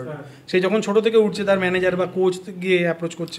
লোকে কি ধারণা অজয় দেখবেন দিবারাত্রে খৈনিচি করছে, যুবাকেশ্রী করে চেঁচাচ্ছে, হয় নাকি রে ভাই এরকম পিচি পিচি করে পিক ফেলছে, লোকটা হেলথ ফ্রিক, সে হয়তো জীবনে ওটা টেস্ট করেনি। শাহরুখ খান ওখানে গিয়ে এরকম করে ঘুরছে, হয় নাকি, কেন হচ্ছে। আচ্ছা এবার একটু ফুডের দিকে আসি। এই বিজনেস নিয়ে আলোচনা করলে আর একটা বিজনেস নিয়ে আলোচনা আছে, আচ্ছা ওটা আগে সেরে নিই। যে তোমরা অ্যাজ আ ক্রিয়েটার, মানে তুমি তো করোই আমি জানি, বিজনেস নিয়ে কখনো কিছু ভেবেছো? মানে তুমি করো বাট তোমার ক্ষেত্রে আমি ভাবিনি আমি লুটে যাবো বিজনেস করতে গেলে, আমার কোনো সেন্স নেই। না অনেক ক্রিয়েটারই, মানে আমরা হিন্দির দিকে দেখি যে বিজনেস নিয়ে বাংলাতেও তো একটা সময় যেতে হবে, মানে তার মানে যদি বিজনেস নিয়ে না যায়, আমি যেটা হিন্দির ক্ষেত্রে দেখেছি যে অনেক ক্রিয়েটার আস্তে আস্তে ডেড হয়ে যাচ্ছে, ক্রিয়েটারের শেলফ লাইফ থাকে। হ্যাঁ, ওর জন্য সাইডে একটা বিজনেস খুলছে। তো এই ভয়টার জন্য কি মানে কোনোদিনও তুমি খুলবে? আমি জাস্ট জিজ্ঞেস করছি। এখনই তো আমি কিরকম বুঝতে পারছি না, আমি আসলে জানি না, আমার একটু বেশি। এই না প্রচুর টাকা আছে, লাগবে না। কি বলে না ইন্দ্রজিৎ দা, অনেক টাকা আছে আমার মেরে পাস বহুত পয়সা है। নুন আনতে পান্তা পুরো। তোমার আমার ধরো প্রাইমারি কাজটা তো অন্য, আমার প্রাইমারি ব্যবসাটাই অন্য, এটা আমার কাছে সেকেন্ডারি কাজ, ফলে অসুবিধা খুব স্বাভাবিক, পুষিয়ে যায়। তোমার যেটা আমি জানতাম না যে ক্লাউড কিচেন আছে, আমার একটা ইনভেস্টমেন্ট আছে এবং তারা কাজ করে। আচ্ছা, তারা কাজ করে। তো এটাই আমি বলছি যে ফুড ব্লগাররা ম্যাক্সিমামই আমরা দেখি যে এই ইয়ের দিকে, রেস্টুরেন্ট বা দোকানের দিকেই যায়। তো রেস্টুরেন্টে কেন যাব না, অ্যাটলিস্ট এই মুহূর্তে রেস্টুরেন্টে একটা বড় ক্যাপেক্স আছে। ক্যাপেক্স মানে কি, একটা দোকান খুলে সাজিয়ে গুছিয়ে বসতে হবে, লোক আসবে তবে খাবে। আমার সেই রিস্কটা নেওয়ার জীবনে কোনো ইচ্ছে নেই। আমি সেই ক্যাপেক্সটাকে জিরো করে ক্লাউড কিচেনের ইনভেস্টমেন্টে আমি আছি, এবং সেখানেও খুব ক্লিয়ারলি জানা দরকার যে আরেকজন আছে যে হয়তো অপারেশনসটা সামলাচ্ছে, আমার কাজ তার সেলস অ্যান্ড মার্কেটিং। সেখানেও কিন্তু তুমি ফুডকার নাম দেখতে পাবে না, সেখানে আমি অ্যাজ ইন্দ্রজিৎ লাহিড়ী কিছু হয়তো জীবনে কন্ট্রিবিউট করছি, তার প্রসেসে হোক, তার সেলসে হোক, মার্কেটিং হোক, কারণ আমি নিজে যেহেতু হোটেল ম্যানেজমেন্ট গ্র্যাজুয়েট, খানিকটা জ্ঞান বুদ্ধি আছে, তো সেই দিক দিয়েই।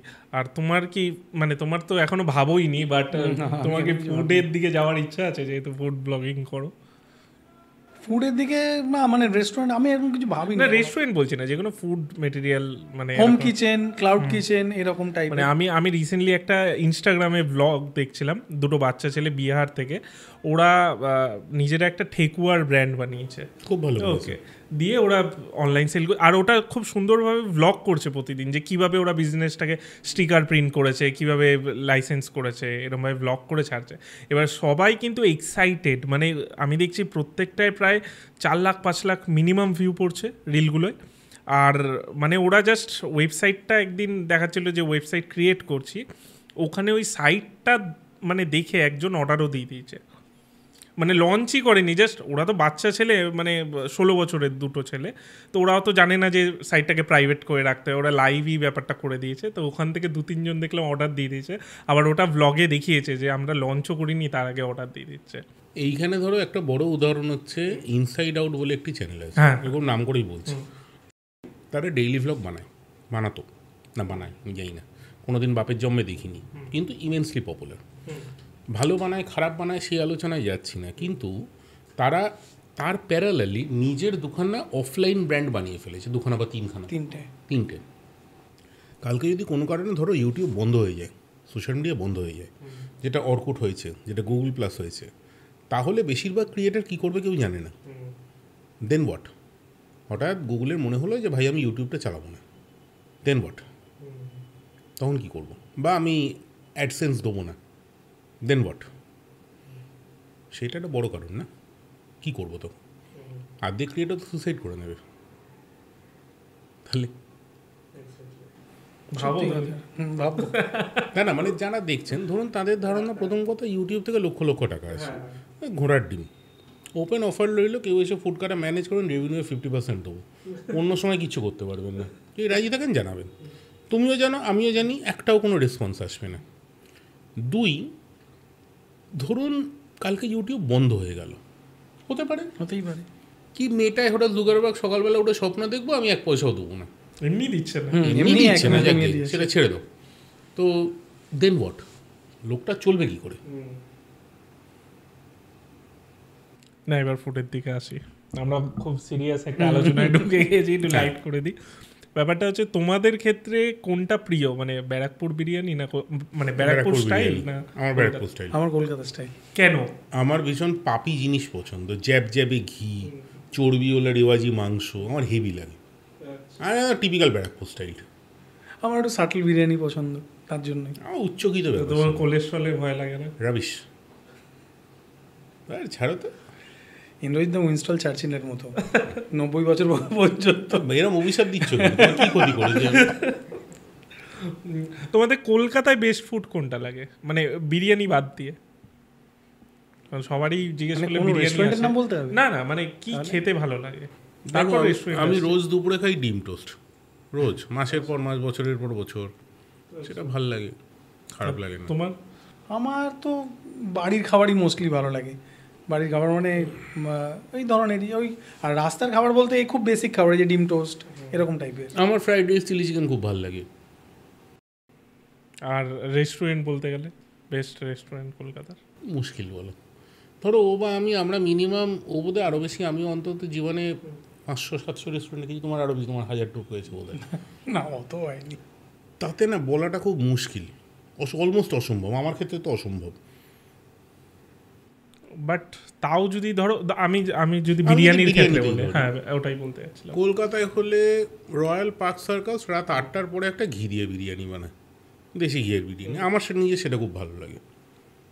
এইরকম এখন ব্যাপারটা না আমাদের খুব স্পেসিফিক হয়ে গেছে, আমরা জানি অমুক দোকানে অমুক খাবারটা ভালো, ফলে আমরা এখন সেখানেই যাই, র্যান্ডাম আর হাত মারি না। প্রত্যেক ফুড ব্লগারেরই এটা বোধহয় হয়। হ্যাঁ, এটা সবারই হয়ে যায়, এত জায়গায় এত বেশি খেতে খেতে। কিন্তু এত যে তোমরা মানে বিরিয়ানি প্রমোট করছো, বা আমি যদি বলি ফেসবুকেও যেভাবে বিরিয়ানি খালি আসে, আমরা কোথাও বিরিয়ানি না তোমাদের ক্ষেত্রে বললাম না, হ্যাঁ তোমরা সব রকমই করছো, বাট ফেসবুকে যেভাবে র্যান্ডামলি বিরিয়ানি আসছে রোজ হাঁড়ি কলার ভিডিও, সেই ক্ষেত্রে আমি কিছু কমেন্ট চেক করছিলাম, সেখানে দেখছি মানুষের একটা অভক্তি চলে এসেছে, বিরিয়ানি তার গরিমা হারিয়ে ফেলেছে। দেখছে কেন ভিডিওয় 2 মিলিয়ন ভিউ কি আকাশ থেকে পড়ছে না মঙ্গল গ্রহ থেকে পড়ছে? দেখছে কেন? সেটা মনে হয় গাল দেওয়ার জন্য দেখতে যাচ্ছে। এককালে না অগ্রদানী বলে একটা জিনিস ছিল, অগ্রদানী ব্রাহ্মণ, হ্যাঁ, তারা শ্রাদ্ধে খাওয়া দাওয়া করতো, তার জন্য টাকা পেত। ফুড ব্লগারদের যে এরকম অবস্থা, আপনাদের জীবনের ফ্রাস্ট্রেশন এসে আমাদের ঝেড়ে যাচ্ছেন, সেটা তো মানে খুব অড হয়ে যায় না?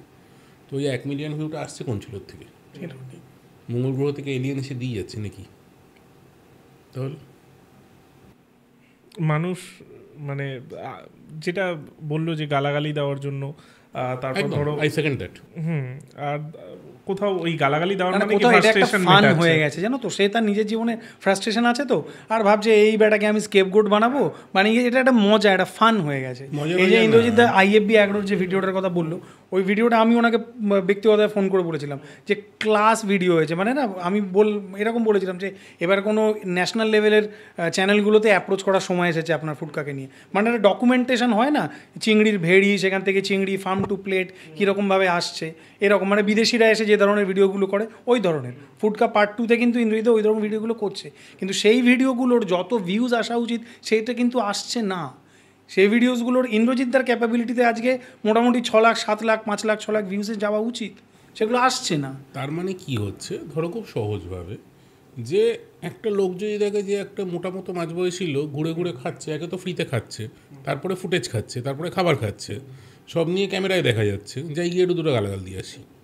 বা শুভ্রর ক্ষেত্রে যেরকম একটা হ্যান্ডসাম লোক, সে হঠাৎ ঘুরে ঘুরে খেয়ে বেড়াচ্ছে, তারপরে মনে হয় কিছু টাকা পয়সাও পাচ্ছে, যাই গিয়ে 4টে গালাগাল দিয়ে, ওর ক্ষেত্রেও সে গালাগালটা কম আসে। একদম টিপিক্যালি ধরো সুরজিৎ, অর্পণ, ওই মানে একটা আমাদের মতো লোক ছিল, হঠাৎ সে দুম করে বেড়ে গিয়ে পপুলার হয়ে গেল, লোকে সেলফি তুললো, তো সমস্যা সত্যি কথা, এটা লাগতেই পারে।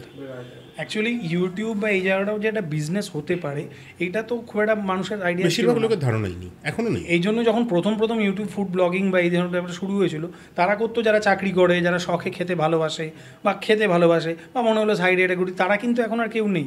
এখন যে লোকটা খাজা কাজও করছে, মানে সে full time করছে। সেও ফুল টাইম করছে, আর যে লোকটা একটু ঠিকঠাক করছে সেও ফুল টাইম করছে। তুমিও জানো এটা ফুল তোমায় অ্যাটলিস্ট এটাকে বিজনেস যদি করতে হয় তোমাকে ফুল টাইমই করতে একটা হবে ব্যাপারটাকে। সপ্তাহে একটা বেশ বড় সংখ্যক কয়েক ঘন্টা জীবনে দিতেই হবে, না হলে তো কিছু করার নেই। বাট কোথাও যখন তুমি এই যে ভিডিওগুলো ধরো, আমি যেটা দেখছি, আমার যেটা মনে হয় যে ইউটিউবে ফুড ব্লগিংয়ের ভিউ কিন্তু মানে অনেকটাই কমে এসছে, অনেকটা কমে, মানে আগে লাখে পড়তো, মানে দিলেই লাখে হাজারে পড়তো, এসেছে। এখন হাজারে। ওকে, তোমাদের কি মনে হয় প্রথম কোয়েশ্চেন যে এটা দিনকে দিন আরও কমবে? আর দ্বিতীয়ত হচ্ছে যখন এই ভিডিওগুলোয় ভিউ আসছে না, তখন কি মানে রাগ তো আশা করছি ধরেই সবারই একটা দুঃখ হয়। আর সেটা কি ফেসবুকে ভিউ আসে না ফেসবুকে তোমরা দেও না সেই অর্থে? আমি ফেসবুকে দিই, ফেসবুকে আমার যথেষ্ট ভিউজ আসে, কিন্তু ফেসবুক তো সেই তুলনায় এই বছর থেকে টাকা কমিয়ে দিয়েছে, তাই না? এটা একটা ব্যাপার, আমি দিই ফেসবুকে। হ্যাঁ, এবারে ভিউয়ের পার্সপেক্টিভ থেকে যদি দেখি তাহলে লাখ লাখ লোক ফেসবুকে আমার ভিডিও দেখে, মিলিয়ন মিলিয়ন লোক দেখে, যেটা ইউটিউবে অতটা ওরকম দেখে না। ইউটিউবে আমার লাখ লাখ ভিডিওর সংখ্যাও আছে, অনেকগুলোই আছে, কিন্তু মানে ফেসবুকে অনেক বেশি আছে। আমাকে যেটুকু লোকে যে মুখে চেনে সেটা হয়তো ফেসবুকের জন্যই চেনে, সেটা হয়তো সত্যি কথা। আমি ফেসবুকে অতটা অ্যাক্টিভ নই, সত্যি কথা, সেটা আমার অক্ষমতা। আমি ইউটিউব, ইনস্টাগ্রামে বেশি অ্যাক্টিভ। আমি অ্যাকচুয়ালি প্রথমে কী ভেবেছিলাম, একটা স্পষ্ট কথা বলি, প্রথমে আগে একটা জায়গা কী হতো, যখন ফুড ব্লগিং এরকম হতো 19-20, যে কোনো একটা রেস্টুরেন্ট, যে কোনো একটা স্ট্রিট ফুড পার্টিকুলার একটা জায়গায় গিয়ে করা হতো, ঠিক আছে? আমি নিজে বলতে পারি, আমি এটা শুরু করেছি একটা ভিডিওতে, ইউটিউব ভিডিওতে 2-3টে লোকেশান দেখানো। 3টে লোকেশান কেন? তাহলে আমি সেই 3টে কেটে কেটে ফেসবুকে দিতাম, অনলি ফর রেভিনিউ আমি এটা চালু করেছি। পরে এটা অনেকেই ফলো করেছে, যে একই দিনে ইউটিউবে 3টে জায়গায় যাচ্ছে। বুঝতে পেরেছো আমি কেন যেতাম? কারণ ইউটিউবে আমার একটা কন্টেন্ট হলো, ফেসবুকে আমার 3টে ডিফারেন্ট কন্টেন্ট হলো। মানে আমি ওই 3টে ডিফারেন্ট কন্টেন্ট, আমি যখন আমি স্পন্সরশিপ করতাম না, মানে রেস্টুরেন্ট প্রমোশন করতাম না, আমি ওইভাবে আয় করতাম তখন। তখন ফেসবুক ঠিকঠাক দিত। আর নাচতে এসছি, আর ঘুমটা পড়ে থেকে কি হবে? ঘুমটা খুলেই নাচা উচিত। না, এটা কিছু করার নেই, মানে ধরো তুমি একটা পডকাস্ট চ্যানেল চালাচ্ছ, এত বড় পডকাস্ট চ্যানেল, কোনো ব্র্যান্ড যদি এসে বলে যে অমুক কোম্পানির ঘড়িটা পরে আপনি হাতটা এভাবে রাখবেন, তাতে কি ভয়ঙ্কর কিছু পৃথিবী অশুদ্ধ হয়ে যায়? কিচ্ছু না, না। বা আপনি এখানে এই সফট ড্রিঙ্কের জায়গায় একটা ক্যান রাখবেন, তাতে কি জীবন ভয়ঙ্কর অশুদ্ধ হয়ে যায়? না। তাহলে অসুবিধাটা কোথায়? আমার বাবা বলতেন, এই সুনীল গাভাস্কার প্রথম এই সেলিব্রিটি ক্রিকেটার, মানে প্লেয়ারদের মধ্যে ওই ব্র্যান্ড এন্ডোর্স করা শুরু করেন, তখন নাকি চারদিকে হই হই পড়ে গেছিলো, এই গেল লোকটার কেরিয়ার শেষ হয়ে গেল, লোকটার এই সব শেষ হয়ে গেল। এই ব্র্যান্ড এটা চিরকালই ছিল, সবসময়ই এটা ছিল, সবসময়ই থাকবে। কিছু লোক বোঝে, কিছু লোক বোঝে না। ব্র্যান্ডে আমার মনে হয় না কোনো ক্ষতি আছে, কোনো পেড প্রমোশনেও আমার ব্যক্তিগতভাবে মনে হয়। এবার পেড প্রমোশনে একটা গল্প আছে, অনেকে বলেন যে এটাই সেরা বিরিয়ানি, নাথিং ক্যান বি সেরা বিরিয়ানি। আমার ভালো লেগেছে, লাগতেই পারে, তার মানে এটা নয় যে বিশ্ব সংসারে সবার ভালো লাগবে, সেটা হতেই পারে। মানে আমার নিজের হয়তো মোটা দপদপে পিৎজা পছন্দ, আমার ছেলের ডমিনোজের ওই পিৎজা পছন্দ, তার মানে তো এটা ভালো বা খারাপ বলে কিছু নেই, দুজনের দুটো হতেই পারে, পার্সপেক্টিভ পুরোটাই। আমি কিছু কিছু জায়গায় ভিডিওর হেডিং এ সেরা, বেস্ট এগুলো দিই বটে, সেটা ওগুলো দিলে লোকে ওটা কিওয়ার্ডের জন্য, হ্যাঁ কিওয়ার্ডের জন্য ট্যাগ ওটা দিলে ওটা এসইও কিওয়ার্ডস, ওটা এসইও। আমি এবার একটু ডার্ক সাইডে যাই। হ্যালো, শেষ আইয়াও। এই যে ধরো একটা দোকানদার উঠছে, মানে খুব ভাইরাল হচ্ছে, হ্যাঁ এটা, তারপর প্রচুর সেলও হচ্ছে, তার সেল ধরো আগেও হতো কিন্তু বেড়ে গেল, এবার যখন তার ভাইরালিটিটা কমে আসছে তখন দেখছি একদমই কিছুই নেই, মানে আগে যে সেলটা হচ্ছিল তার থেকেও পড়ে গেছে, তাদের অবস্থা খারাপ হয়ে যাচ্ছে। এই বিষয়টা তোমরা অ্যাজ এ ফুড ব্লগার কীভাবে দেখো? কীভাবে দেখবো আমি এটা, আপনি বলুন। আমার মনে হয় ব্যবসার সঙ্গে ভাইরালিটির সম্পর্কটা একটা সময় অবধি থাকতে পারে। মানে আজকে লোকে একটা দোকানকে ভাইরাল করছে, নট নেসেসারিলি সারা জীবন সে তার প্রতি লয়াল থাকবে এবং তাকেই জীবনে ভাইরাল করে যাবে। একটা সময় অন্য কারোকে ভাইরাল করতেই হবে, কারণ মানুষ কি বলবো ভ্যারাইটিস চায় জীবনে, সেক্ষেত্রে তো তাকে ব্যবসার জায়গায় রাখতে হবে। একটা সময় আমরা দেখতাম বাদাম কাউকে নিয়ে প্রচুর লাফালাফি, মাখা কাউকে নিয়ে লাফালাফি হচ্ছে, অবভিয়াসলি তারপরে মাহাকাকু 2, মাহাকাকু 3, মাহাকাকু 4 কেউ একটা কোথাও একটা এসে গেছে। সেটা যদি তারা না বোঝেন এবং নিজেদের লার্জার দ্যান লাইফ মনে করেন, তাহলে তো যেটা হওয়ার সেটাই হবে।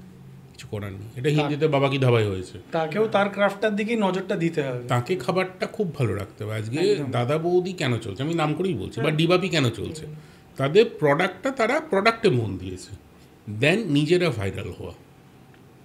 আর সেই তুমি কারণে যেগুলো দোকানগুলো বলছো, যারা চলছে। নিজেরা ভাইরাল হয়ে আছে না, তাদের হয়তো সেই বোধটুকু ওই সময় কাজ করছে না। হ্যাঁ, মানে লোকের খুব মানে তাদের একটা বেসিক শিক্ষার জায়গা, আমি পুঁথিগত শিক্ষার কথা বলছি না, মানে একটা বেসিক ধারণা, বেসিক বোধ, যে আমি আজকে এই প্রোডাক্টটার জন্যই এখানে, এই প্রোডাক্টটা ছাড়া আমায় কেউ চেনে না। ওই যেমন দাদা বৌদি ডিবাপির কথা বললো, অতএব ওই প্রোডাক্টটার গুণগত মান বাড়ানোর দিকে আমাকে জোর দিতে হবে, সেইটা তারা ভুলে মানে যাচ্ছে। সেটা ভুলে গেলে তো মুশকিল, সেটা ভুলে গেলে খুবই মুশকিল। যে আলটিমেটলি তো রাজাটা আমি নই, আলটিমেটলি রাজাটা হচ্ছে সেই product। বিরিয়ানিটা বা ওই চিলি চিকেনটা বা ওই ওই রাইসটা, ওই সেটাকে ভুলে গেলাম, তাহলে তো হবে না। এটা একটা মানে স্টেপনি হতে পারে, যে কিছুদিন আমাকে একটা পুশ দিয়েছে, কিন্তু সেটা সারা জীবন থাকবে না। সবাই রঞ্জিতের মতো লয়াল হয় না।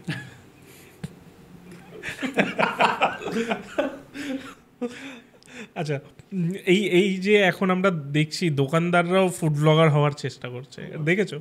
আদর্শ গণতন্ত্র। হ্যাঁ, কারণ মাথায় ওই ভাইরাল শব্দটা ঢুকে গেছে তো প্রত্যেকের মাথায় একটা ভাইরাল, একটা পাগলামো, ভাইরাল মানে একটা পাগলামো ঢুকে গেছে। কেনটা হ্যাজ টু বি ডিফাইন্ড। আমি কেন এখানে, সেটাই তো সে বুঝতে পারছে না, তার বেসিক আইডেন্টিটিটাই সে বুঝতে পারছে। সে ভাবছে আমি নিজে পপুলার, হ্যাঁ, নিজে খাবারের জায়গায়। তুমি কেউ নয় ভাই, আমি কেউ নই ভাই, ওই কন্টেন্টটা। ওই মানে ধরো আজকে যদি আমি ফুডকার কথাই বলি, আজকে ফুডকার থাকাটা বেশি দরকার, ইন্দ্রজিৎ লাহিড়ির নয়, এটা প্রথম বুঝতে হবে। আলটিমেট রাজা কিন্তু ফুডকার, ইন্দ্রজিৎ লাহিড়ি নয়। এটা যদি মনে প্রাণে বিশ্বাস, শাহরুখ খানের একটা খুব ভালো ডায়লগ আছে, যে I work for a brand by the name Shahrukh Khan, এবং এর থেকে বড় সত্যি পৃথিবীতে কিছু নেই। I personally work for a brand named Fudka, that's it. তার জন্য যা দরকার আমায় করতে হবে, এ নিয়ে আমার জীবনে কোনো রকম কোনো ন্যাকামো নেই। এই কথাই আসি, আমি একটু ফুড ব্লগিং থেকে বেরিয়ে আবার কন্টেন্ট ক্রিয়েশনে ঢুকছি, যেটা হচ্ছে একটা এর ফলে একটা ইমেজ ক্রিয়েশন হয়, যেটা আমরা অফ ক্যামেরাও একটা কথা বলছিলাম, যে এই যে ইমেজ ক্রিয়েট হয়ে যাচ্ছে তোমার অ্যাজ এ ফুডকা, তোমার অ্যাজ এ জিপসি বং, আমার অ্যাজ এ ইউটিএস। হ্যাঁ, এর বাইরে আমরা যদি কিছু ট্রাই করি, মানুষ কিন্তু আমরা দেখেছি অ্যাকসেপ্ট করছে না, তোমার ক্ষেত্রেও হয়েছে। হ্যাঁ, আমার ক্ষেত্রে তো হয়েছে। হ্যাঁ, আমি এখনো সেইভাবে ট্রাই করিনি। তো এইটা কতটা নেগেটিভলি তোমার মনে হয়, যে তোমার পার্সোনালিটিটাকে ইম্প্যাক্ট করে? আমি এটাকে না, মানে এখন ধরো অনেকটা বয়স হয়ে গেছে বলেই বা অভিজ্ঞতার জন্যই আমি এর বাইরে গিয়ে ওটাকে আর একটা কাজ হিসাবে দেখি। জীবনে সব যুদ্ধ তো যেতে যায় না। টিপিক্যালি আমি একটা পডকাস্ট চ্যানেল শুরু করেছিলাম, ভালোই চালাচ্ছিলাম, ওটা খারাপ চালাচ্ছিলাম না, ভালো লোকজন আসছিল। সমস্যাটা হলো সেখানে লোকজন আমাকে ফুডকা হিসাবে দেখে এতটাই অভ্যস্ত, তারা পডকাস্টার হিসাবে দেখতেই চাননি, এবং জনতা জনার্দন তাদের চয়েসকে একদম সেলাম জানিয়ে আমি ওটাকে বন্ধ করে দিই। কিন্তু বুঝতে হবে জীবনে সব যুদ্ধ জেতা যায় না, কিছু জিনিস ঠিক আছে চেষ্টা করেছি, হয়নি, দ্যাটস ইট। আচ্ছা, আর তুমি কি অন্য কিছু ট্রাই করেছো? আমি তো আগে চাকরি করতাম। না, মানে চাকরির বাইরে, মানে ধরো এই কন্টেন্টটা কন্টেন্ট ক্রিয়েশন, না অন্যরকম একটা কন্টেন্ট করলে সেরকম ট্রাই করি। এর চ্যাম্পিয়ন তো ঋত্বিক অধিকারী, এতগুলো জিনিসপত্র জীবনে ট্রাই করে যাচ্ছে, কিছু হয়েছে কিছু লাগেনি। ধরো কিরণ বঙ্গাই, একটা সময় ও কিন্তু কয়েকটা ভিডিও অসম্ভব সুন্দর বানিয়েছিল অন ফাইন্যান্সিয়াল লিটারেসি, সেগুলো কিন্তু অতটা ভিউজ পায়নি, যেটা ওর ওই কেমন সিনেমা ব্যাপারটা চলেছে, ওকে ওইভাবেই দেখতে চায়, ওইভাবেই লোকে দেখতে চায়। অথচ রিয়েল লাইফে অত্যন্ত ভদ্র একটি বাচ্চা ছেলে, এই দীপ্ত, ওই যে লাভঝাপ করে বেড়াচ্ছে, অত্যন্ত ভদ্র ছেলে, কিন্তু দীপ্ত কি সবসময় লাভঝাপ করে বেড়াচ্ছে? সেটা তো নয়। হ্যাঁ, তো সেটা তো নয়। আজ দীপ্ত যদি শান্ত হয়ে আমার মতো ভিডিও করে, নিশ্চয়ই লোকে দেখতে চাইবে। একটা লোকে দেখো সারা জীবন এক্সপোজই ওকে করতে হবে। হ্যাঁ, সারা জীবন ওকে ওটাই করতে হবে, ও লেজি এবং ক্যারেক্টারটাই প্লে করছে। তো we work for a brand named x, যার যেটা, তার সঙ্গে আমাদের কোনো সম্পর্ক নেই। তাহলে কি ডিজে অরুণ ওরকম একটা ব্র্যান্ডের জন্য কাজ করছে? আমার মনে হয় ভদ্রলোক না ব্যাপারটাকে সিরিয়াসলি নিয়ে নিয়েছেন। মানে কি হয়, একটা বয়সের পরে বাচ্চা বাচ্চা মেয়েগুলো সামনে নাচলে মন্দ লাগে না, মানে আমার ক্ষেত্রে একটু বেশি বয়স্ক ভালো, সেটা অন্য প্রশ্ন, সেটা বড় কথা নয়। বড় কথা হচ্ছে বাচ্চা বাচ্চা মেয়েগুলি নাচলে তো মন্দ লাগে না। আর ওনার না অসম্ভব একটা কনফিডেন্স আছে ভাই, আমার সেই কনফিডেন্স থাকলে আমি একদিনে ভারতের প্রধানমন্ত্রী হয়ে যেতাম। তো আমার সেই কনফিডেন্স নেই, এবং ওনাকে মানে আমি স্যালুট জানাই এই কনফিডেন্সের জন্য। ওটা অন্যই লেভেল। মজা লাগে দেখতে তো, দুজন মজা লাগে, খারাপ তো লাগে না, মানে আমার খারাপ লাগে না। ওই খানিকক্ষণ দেখি নিজের মনে হাউ হাউ করে গালাগাল দিয়ে আবার স্ক্রল করে দিই। আমি হাইড অল করে রেখে দিয়েছি। আমি অত্যন্ত মানে ভালো ভদ্র মানুষ, আমার খুব ভালো লাগে। আমরা আমাদের একটা গ্রুপ আছে, সেই গ্রুপে এই নিয়ে কিছু একটা বেরোলেই একে নিয়ে চর্চা করি। ওই কনফিডেন্স ভাই, আমাদের কাছে সুপারস্টার। দর্শক ওটাই দেখার জন্য সুপারস্টার হয়ে যেত, মানে ও থাকলে আমি প্রধানমন্ত্রী হয়ে যেতাম ভারতের। ওই কনফিডেন্সে মানে ওর 50% থাকলেও দর্শক ওদেরকে দেখছে খিল্লি করার জন্য, এই যে ভিউজ হ্যাঁ, আসছে, মানে আমরা মজার জন্য দেখি। সবাই তার মজার জন্য দেখছে। জীবনে প্রচুর টেনশন, চলো একটু দেখি, হ্যাঁ একটু গালাগালি দিয়ে গেলাম, আবার গান গাইছে বোধহয়। ও অন্যই লেভেল মানে। আর রাজুদাও এখন দেখছি ওরকম কিছু একটা ট্রাই করছে, বাট রাজুদা আমার মনে হয় না, ইনি একটা অন্য লেভেলে অরুণবাবু পৌঁছে গেছেন, ভগবান লেভেলে, উনি গড লেভেল, মানে গ্রেটার দ্যান গড। মানে কদিন পরে বোধহয় অন্য দেবতারা এসে সেলাম পেলাম ঠুকে যাবে, মানে অপসরেরা চারপাশে নাচবে ঘুরে ঘুরে, এইসব হবে আর কি।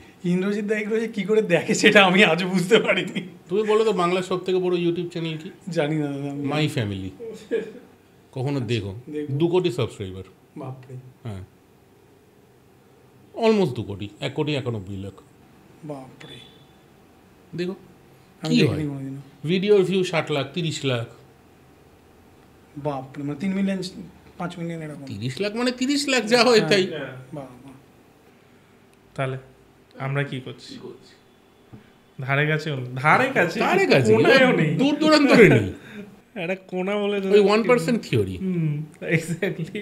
হ্যাঁ আচ্ছা, এই যে ধরো আমরা যে মানে আমরা বলবো না, তোমরা যে ফুড ব্লগিং করছো, এর ভবিষ্যৎটাকে তোমরা কি কোনোদিনও ভেবে দেখেছো যে এটা কি হঠাৎ করে কি এটার ডাউনফল আসতে পারে? মানুষ কি হট করে, যেমনি হয় যে কন্টেন্ট, যেমনি এখন রোস্টিং মানুষ দেখে না, তো সেটা কি ভয় লাগে তোমাদের? হতেই পারে এরকম একটা কিছু, এখন মানুষের রুচি তো কিছু বলা যায় না, হতেই পারে।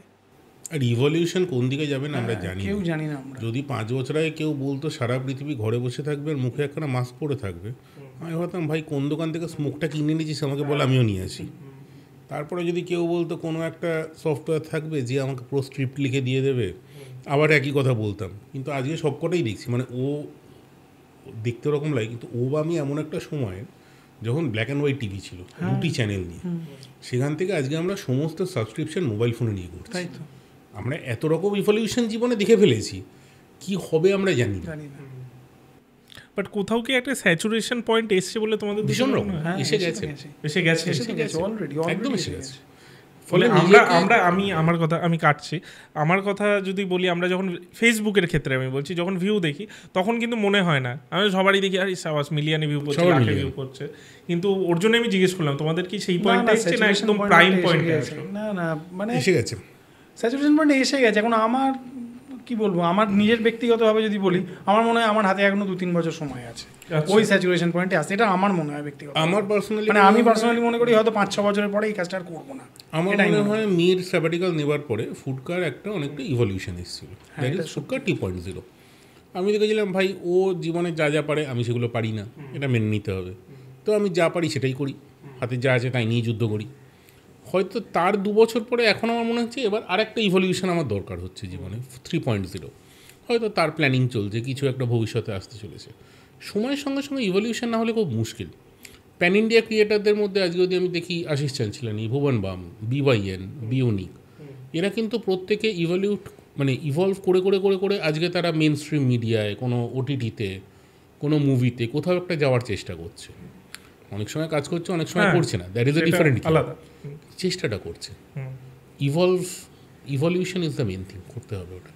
সেটা কি বাংলার ক্ষেত্রে হওয়া সম্ভব? খুব কম এরকম ভাবে চেঞ্জ, কারণ বেশিরভাগ লোকজন ভাবেই না সেটা। আমরা সেফ জোনে থাকা খুব পছন্দ করি, বাঙালিরা সেফ জোনে থাকা পছন্দ করি, এবং আমরা টাকা পয়সা আসার ব্যাপারটাই খুব খারাপ চোখে দেখি। তো এটা তো মুশকিল, মানে সারাক্ষণ যদি ছেঁড়া ব্যাগ আর ছেঁড়া পাঞ্জাবিকে গ্লোরিফাই করি তাহলে তো ডিফিকাল্ট ভাই। এটা সত্যিই কথা।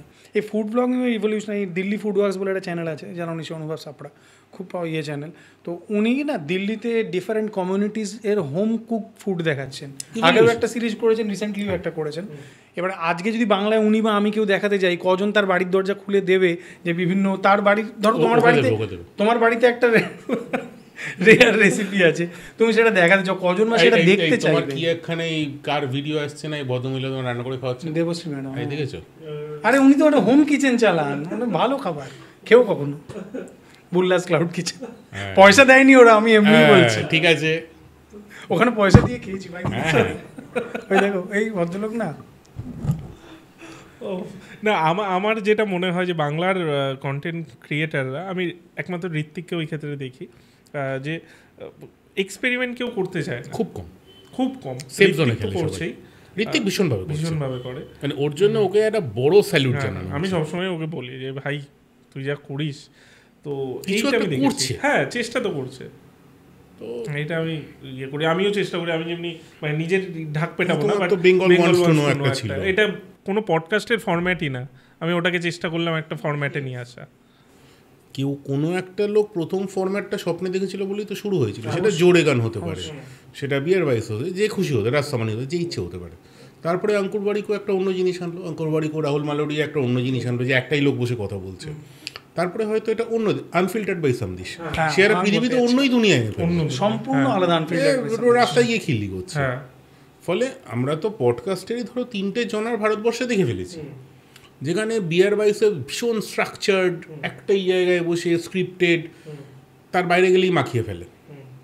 অঙ্কুর বারিকও অন্য জিনিস, আনফিল্টার্ড বাই সামদিস অন্য জিনিস, সেটা তো হবেই। কেন জানি না এই বিয়ার বাইসেপসটা আমার একটু মানে মনে হয় কেউ একটা আনরিয়াল টাইপ মনে হয়, এটা আমার ব্যক্তিগত মত, আমি বলছি, হতে পারে, জানি না, মানে বলা উচিত। আমার কাছে অনেক বেশি হচ্ছে আনফিল্টার্ড বাই সামদিস আমার অনেক কাছে। না না, আমার যেমন সামদিসের ফরম্যাটটাও তো একটু আলাদা, ফরম্যাটটা একদমই আলাদা। আমি যেমন বিয়ার বাইসে আমার খুব ভালো লাগে, মানে আমি ওই কানে গুঁজে, আমি তাদের দেখার থেকে শুনি বেশি স্পটিফাইতে, ফলে আমি ওটাই খুব অভ্যস্ত। হিন্দির যেমনি দেখি বিয়ার বাইসে, দেখি রাসামানি তো দেখি, রাসামানি ভীষণভাবে চলে, ফাইন্যান্সে রাহুল মালোডিয়া ভীষণভাবে চলে। তো আর বাংলায় থাক, এই টপিকে আর যাবো না। লাস্ট আমার আচ্ছা এই কোয়েশ্চেনটা করলাম কিনা বাংলায় আমি খুব টিপিক্যালি বলছি না, আই ডোন্ট মাইন্ড। একটা হচ্ছে তোমারটা, একটা হচ্ছে অরিজিৎ চক্রবর্তী। তোমরা অন্তত ভ্যারিড টপিক নিয়ে করো। আজকে অনেক বিষয় নিয়ে আমার মনে হয় আলোচনা করলাম, সবই মনে হয় বললাম আমরা, মানে আমরা কন্টেন্ট ক্রিয়েশন নিয়েই কথা বললাম। হ্যাঁ, মানে আমার মনে হয় এরকম একটা আলোচনা দরকার ছিল। মানে সাধারণত সবাই ফুড বা এই হচ্ছে ওই হচ্ছে সেটা নিয়ে হালকা করলাম, বাট ফুড ব্লগিং ইন্ডাস্ট্রি কিভাবে করবে, কিভাবে করা উচিত, সেটা আমার মনে হয় কত রকম হয়। যেমন ফুড ব্লগিং এ ধরো বং ইটস একরকমের, হ্যাঁ, ফুডকা একরকমের চ্যানেল, এটা আলাদা আলাদা জনের। দাদা যারা রেসিপি ভিডিও দেয় তাদের কি ফুড ব্লগিং এর পর্যায়ে আনা যায়? এটা আমার একটা কোশ্চেন, আমি আপনাকে কেন না ফুড সংক্রান্ত ব্লগিং আমি দেখি সেটা বা ভিলেজ রেসিপি এন্ড কুকিং হিসেবে আনা উচিত আমার মনে হয়। এটা আমার ব্যক্তিগত মত, মানে আমার ফুড অবশ্যই। আর যেটা সামনে ধরো এরকম একটা ভাতের থালা থাকে এরকম খায়, ওটা ফুড ব্লগ, ওটা তো ইটিং শো। হেভি ব্যাপার বাবা, দেখি কেমন লাগে। মানে ধরো ওগুলো রোগা হওয়ার খুব ভালো উপায়। ধরো তুমি খেতে খুব ভালোবাসো, দিনে 5 ঘন্টা ওই ভিডিও চালা, পরের দিন খেতেই পাবে না, চূড়ান্ত ব্যাপার, মানে কোনো কথা হবে না। উনি নেক্সট লেভেল, বললাম না, গড সিনড্রোমে চলে গেছে। আচ্ছা আমি জাস্ট লাস্ট কোয়েশ্চেন করছি, এটা মাথায় এলো। এই যে ধরো এখন ফুড ব্লগিং যদি কেউ শুরু করতে চায়, অনেকেই করছে, এবার না করছে, হ্যাঁ না আমি বলছি করছে, বাট ম্যাক্সিমামই করছে এই মোবাইল খুলে হাড়ি খোলার ভিডিও শুরু করে দিচ্ছে। এরা যাচ্ছে যে কোনো একটা দাদার দোকানে, বলেছিলাম ক্রাফট, ব্যাপারটা ক্রাফট মাথায় নিয়ে আসে, ব্যাপারটা ভাইরাল মাথায় নিয়ে এসেছে। তুমি ভাইরাল খুঁজো না। এখন লোকে ছেলেরা কি করে, যেসব ইয়াং ছেলেমেয়েরা আসছে, ধরো এনার একটা কন্টেন্ট ভাইরাল হয়ে গেছে, XYZ এর একটা কন্টেন্ট ভাইরাল হয়েছে, ওই জায়গাটায় যাচ্ছে। সে কিন্তু নতুন করে ক্রাফটটা শেখার বা কোনো কিছু করার দিতে আসছে না। সে ফুড ব্লগিং প্রফেশনটাকে ভালোবেসে আসছে না, তার পপুলার হওয়ার দরকার, তার ভাইরাল হওয়ার দরকার, এবং হয়তো সে ভাবছে এখানে ইজি মানি আছে, এইভাবেই হয়তো আসছে। অ্যাকচুয়ালি ইজি মানিটা নেই, এবং বেকারত্ব একটা কারণ এটার পেছনে। না, আর একটা ঘটনা যে আমি একটি ফুড ব্লগিং চ্যানেলকে জানি, নাম হয়তো পরে কখনো জানাবো, গোড়ার দিকে অসম্ভব খুঁজে পেতে ইনফরমেটিভ ভিডিও বানাতো, লাইক বড়িগ্রাম, কোথায় কলকাতায় ইডলি তৈরি হয়, হ্যানা ত্যানা, চললো না, শেষকালে সে চলে এলো ওই বিয়েবাড়িতে মাটন ঝুলিয়ে নাচাচ্ছে, এবং তাতে হুলিয়ে ভিউ হচ্ছে। সে লোকটা কি করবে কি, তার তো সংসারটা চালাবে। আমার মনে হয় কিছুদিন ওয়েট করা উচিত ছিল, যদি 1 থেকে 1.5 বছর করেছে, তাহলে আর 1 বছরের ওপর করেছে, তাহলে যথেষ্ট। আর কত করবে, আর কত করবে, তাহলে যথেষ্ট হয়েছে। এবং প্রথম দিকে সিরিয়াসলি খুঁজে খুঁজে করতো, বাংলায়, কিন্তু এখন সেই একই বিরিয়ানি আছে। কোথাও কি অডিয়েন্সের দোষ দেবে এতে? দোষ দেবো না, আমি বলবো অডিয়েন্সের সব রকম জিনিস একটু দেখা উচিত, দোষ দেবো না। কারোর প্রেফারেন্স তো পাল্টানো সম্ভব না, উচিতও নয়। তাদের সব রকম জিনিস খোলা মনে দেখা উচিত। ফলে আজকে ধরো দিল্লির যে অডিয়েন্স, কলকাতার অডিয়েন্স কিন্তু এক নয়। তো আমরা একটু ইভলভ কম করেছি অ্যাজ অডিয়েন্স। সত্যজিৎ রায়ের কথাটা এখনও চলে আর কি, মানে তিনি তো ফরাসি সাংবাদিককে বলে গেছেন, তো এখনও ব্যাপারটা জাস্টিফাইড। আর শেষ জিজ্ঞেস করবো যে তোমরা যদি মানে শেয়ার করো যে ধরো কেউ যদি ফুড শো করতে চায় মানে তোমাদের ফরম্যাটে, তাদের কি করা উচিত? কেউ যদি ধরো আজ শুরু করতে চায়। বলো না আমি কি বলবো, আপনি বলুন। আমার মতে ডিফাইন করা উচিত কেন করছে প্রথম, সেটা সর্টেড থাকলে বাকি পৃথিবীর সব জিনিস ঠিক থাকে। কেন করছি সেটা বুঝতে হবে, এবং do I have that conviction যে যাই হয়ে যাক আমি কিছুদিন এটার পেছনে সময় দেবো। এই দুটো ঠিক থাকলে বাকিটা সব ঠিক আছে। আজকে ধরো তুমি যে ফরম্যাটটায় আছো, একটা সময় আমির খান করতো Satyamev Jayate, do you have that conviction? যদি সেটা থাকে তাহলে বাকি সব ঠিক আছে, না হলে চাপ আছে। ওই ভাইরাল শুভ্র যেটা বলছিল, ভাইরাল হওয়ার চক্করে কিন্তু মানে অ্যান্টিভাইরাল বহু জিনিস হয়ে গেছে। আদত কথা হচ্ছে বাচ্চা কাবিল বানো কাবিল, এটা খুব বড় শুনতে লাগলেও সত্যি কথা, ঘটনা। অনেকে ধরো মানে আমাদের ক্ষেত্রেও হয়, আমাদেরকে যারা নতুন পডকাস্ট করছে তারা কল করে, সবার আগে এটা বলে যে তুমি কিভাবে এটা ক্র্যাক করলে। হ্যাঁ, মানে এই একটা বোকা বোকা কথা। হ্যাঁ, মানে কেউ নিজের মানে সে হয়তো 4টে ভিডিও দিচ্ছে, বলছে আমার লাগছে না, তোমারটা কিভাবে লাগছে।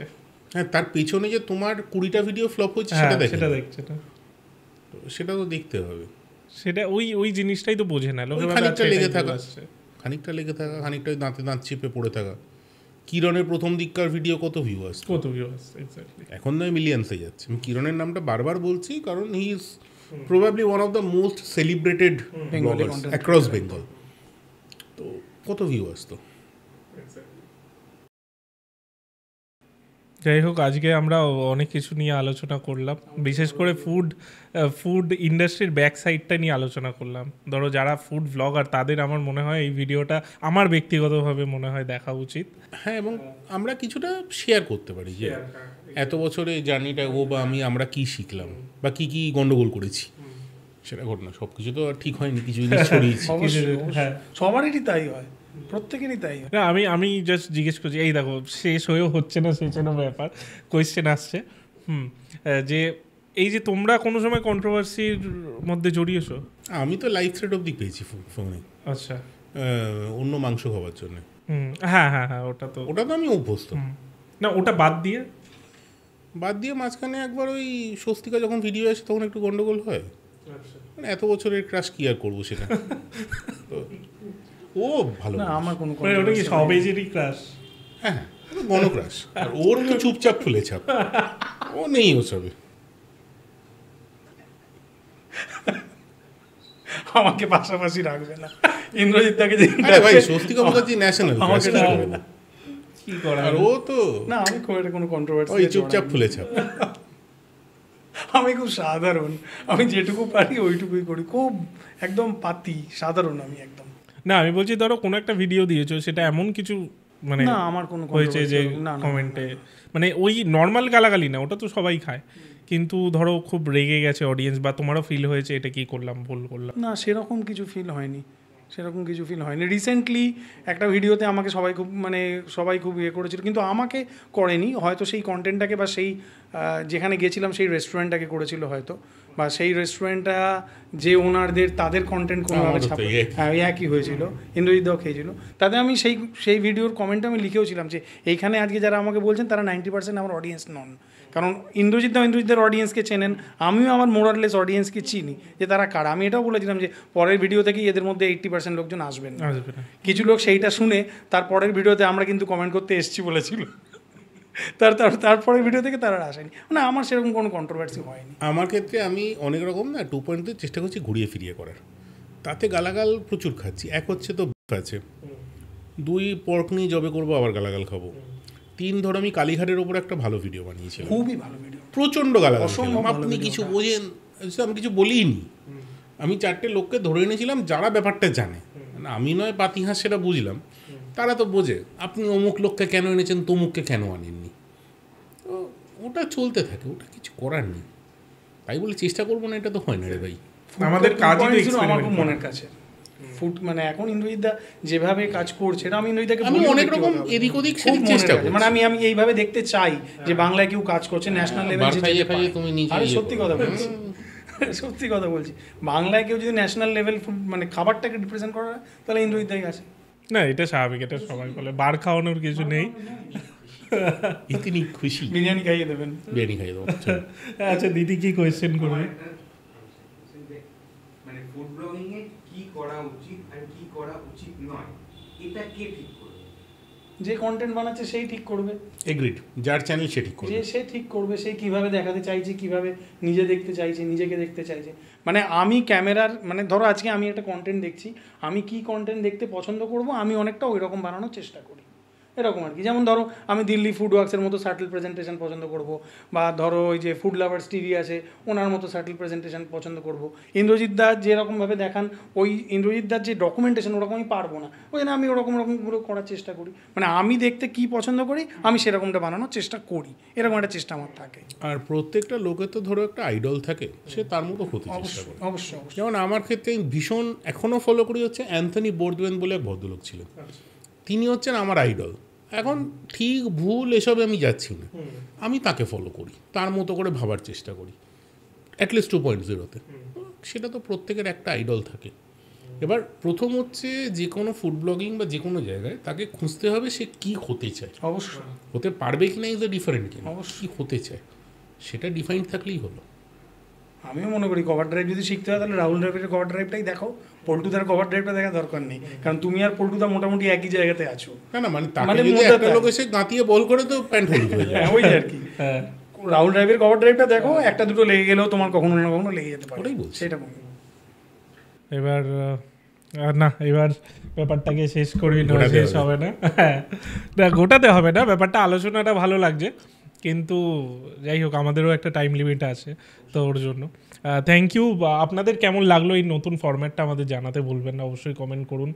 আর ইন্দ্রজিৎ দা আর শুভ্রদাকে অবশ্যই সাবস্ক্রাইব করুন, এটা বলার কিছু Please, নেই, please, please, মানে খুব প্রয়োজন। মানে আমার চ্যানেলের থেকে বেশি সাবস্ক্রাইবার তাদের, বাট তাও আর কেমন লাগলো এই স্কোয়ার টেবিল, রাউন্ড টেবিল তো নয়, স্কোয়ার টেবিল আলোচনা, কারণ এটা মানে এটাই আপনি হয়তো ওই ইন্ডাস্ট্রি রিলেটেড ইনফরমেশনের থেকেও এর ব্যাকে কি ইনফরমেশন হচ্ছে সেটা বেশি জানতে পারবেন। আগামী দিনে আমরা আরও সাবজেক্ট নিয়ে আসবো এরকমই একটা টপিক নিয়ে, তো দেখতে থাকুন ইউটিএস, আর ভালো থাকুন, আবার দেখা হচ্ছে পরের সপ্তাহে। Thank you.